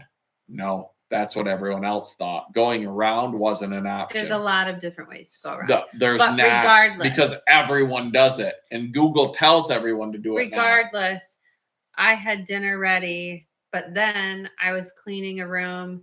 And then you got home and you had to go sell a truck. I had a load of gravel that got delivered. And then some guys showed up to buy my son's truck. I had to meet them because my son's out working. Like, everything happened. So neither of us have eaten dinner. Our dinner's cold. We could have sat here and ate it. We literally came down here with 1 minute to go. And I thought this live, I'm like, it's scheduled ahead of time. We know when it's coming. Then life just smacks you in the face. All right, you got to answer. Mike Carter wants to know. Oh, where'd it go? What? Oh, if you can find oops, no, I got to go the wrong way. I'm going the wrong way. For his 590 Echo bar or Sugihara or what bar? Right here. Okay, Heath, for my 590 Echo bar, Sugihara. So I have been really impressed with my Sugihara bars, and supplier.com. I know they had a sale on them. I don't know if they still do, but the Oregon, I believe it's the Versa Cut. I have one on my 501p. I could go check it. It's a lightweight bar. It doesn't have the replaceable tip, but it's aluminum sandwiched in steel, I believe, and it's a lot cheaper. And I know Iowa Performance Saws, he's talked about them before. That's what led me onto them. It's a lower price lightweight bar. I will say, I think you get what you pay for a lot of times. I have bars like Makita bars and steel bars and whatever that they just wear quicker, and they need to be dressed, and they get spread out, so you get crooked cuts. Like the Sugihara bars, I've really liked that. Oregon Versa Cut, I believe it is, that you can also get off Saw Supplier. It's a lower price bar. It does have a roller tip, but it's not a replaceable tip. So it's a lower price. I mean, I've replaced 0 tips in my life. I have one on a Makita bar that I have to replace. But so that Versa Cut, I think, I've not been unhappy with it on my 501p. I've really liked the Sugihara bars. One of my favorite bars you cannot get on Saw Supplier, and it's not a super light bar. The GB, I believe it is. It's made in Australia. It's titanium infused, and the tip is a little narrower than the bar, and the stiffness of it is just, especially if you're going to get a longer bar, the GB bars are awesome. Neighborly Homestead, I know you got that Sugihara. How do you like it? I think spending a little more money on a bar is a good idea. I used to be the guy that, whether it be scopes on a gun or whatever, I used to think, what's the difference between a $40 scope and a $300 scope? And you'd think, when you only use $40 scopes, I'm like, why would you need a better? You use a better one, and you're like, oh my gosh, why did I ever think that? It's similar with chainsaw bars, with chainsaws, even though Echo, I think, even though it's way less than Seal or Husqvarna, like some stuff you learn as you go. But I would say, if you ask me, you can only run one chainsaw bar for the rest of your life, it would be the GB for me. And next would probably be Sugihara. Those would be, and then probably Sumara. The Sugihara chains I've run have been probably my favorite so far. And then I like the Oregon EXL, and I like the Archer. But yeah, the GB bars, like, and I've talked to people, like the guy I bought my logs that last ash load from, he has a Firewood processor, and you put the GB bar. He's like, when I had Oregon bars, if you accidentally run a log into it and it bends it, then you got to take it home, put it in the vise, bang it back straight, get it straight enough to work. He's like, those GB bars, they don't bend. I don't know what it is about them. They just feel good. And I wanted Mike from Saw Supplier to carry them, but he couldn't find a supplier, I guess. And when I buy them, a lot of times I have to order them from foreign websites. Like I have one literally coming from Australia right now, and that's where they're made. But the GB bars are my favorite. Probably Sugihara is my second. And then lower cost options, the Oregon VersaCut. There you go. Carl, I do believe they have a lot of different bars, and Husqvarna has the large mount or the small mount, and like the Echo 7310 runs the Husqvarna large mount, but they probably do have a 28-inch bar. I just ordered a 42-inch Oregon bar from them because that was the biggest one they had. Don't shake your knee, you're shaking the camera. Oh, that's my Those Australia bars don't work, they turn backwards. No, they don't, Craig. You put it on upside down. I think I just saw a video on YouTube where some guy said something. The chain was on backwards. It couldn't cut. Mike, if you need a good, if you want to just try, I would try that Oregon VersaCut. It seems like a good bar. I'm talking $30 to $40 range. Where you get into the Sugihara, you're talking $80 to $100 range. GB is a little bit more than that. Did you see somebody said, I got to read this. Oh, he hasn't even tried a Sugihara yet. He won that thing on a Hard Working Man Live. He hasn't even thrown it on the 7310. Read this one. Christopher Mitchell, Rachel should. So she had a short wearing just chaps in her chainsaw. So Rachel is going to. Not just chaps. Well, no, she had a shirt on. She forgot pants. I think you're great. But we took it down. It was overestimating what that channel would look like. It would look better than me in just chaps. You imagine? Don't know about that. What was we saying? I couldn't take the hate. There'd be way too many. Oh yeah, people were calling her out because we put a blur over it, obviously, and people are like, "Look at that cellulite!" Like it's the blur thing. Like every woman probably has a little bit of cellulite, but I do have cellulite on my thighs. Yeah, it's not. I don't think it's a bad thing. As I was walking, I had to pixelate and move it so you couldn't see any and it looked like cheeks. Pure cellulite, and people are like, "Look at that nasty cellulite." So we finally just had enough and took it down. I was like, "Quit being mean to me." You'll like that. I like the more I use the Sugihara bars, the more I like them. But the Sugihara chains, I'm actually going to look into buying a whole roll of it because you can just tell a difference when you sharpen them. When they cut, like the steel is different, and steel matters. Like when I didn't ever used to know the difference in steel. Like you buy a grapple, I'm like, a grapple's a grapple, steel's steel, metal's metal. No, it's not. Chinese steel versus Japanese steel versus German steel versus American steel. It's all different. And AR 400 versus mild steel, all of it's different. Like I've had high-end grapples that are from well-known manufacturers that were junk. And now that Easton made grapple, I have AR 400 steel. That thing, the way it's built, like it is by far and away the best grapple I've ever used in my life. And I've used a lot. I've used almost a $10,000 grapple that I own. That was a construction, high quality, whatever.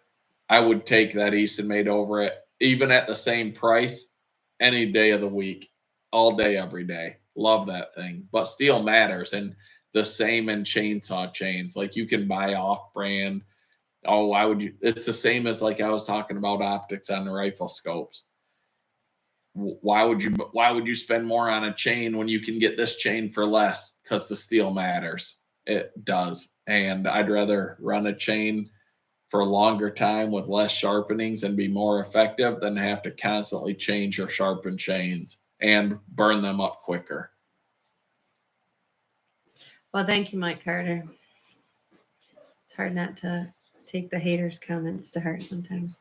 Look up Jurassic Classic in Cambridge, Ohio. I love deer hunting. It's my passion. Deer habitat work and deer hunting is what I love. We have some new. James Baton says, "What came from East and made of the blue sticker?" Do you think we're gonna just tell you? We ain't just gonna tell you. It's gonna be awesome.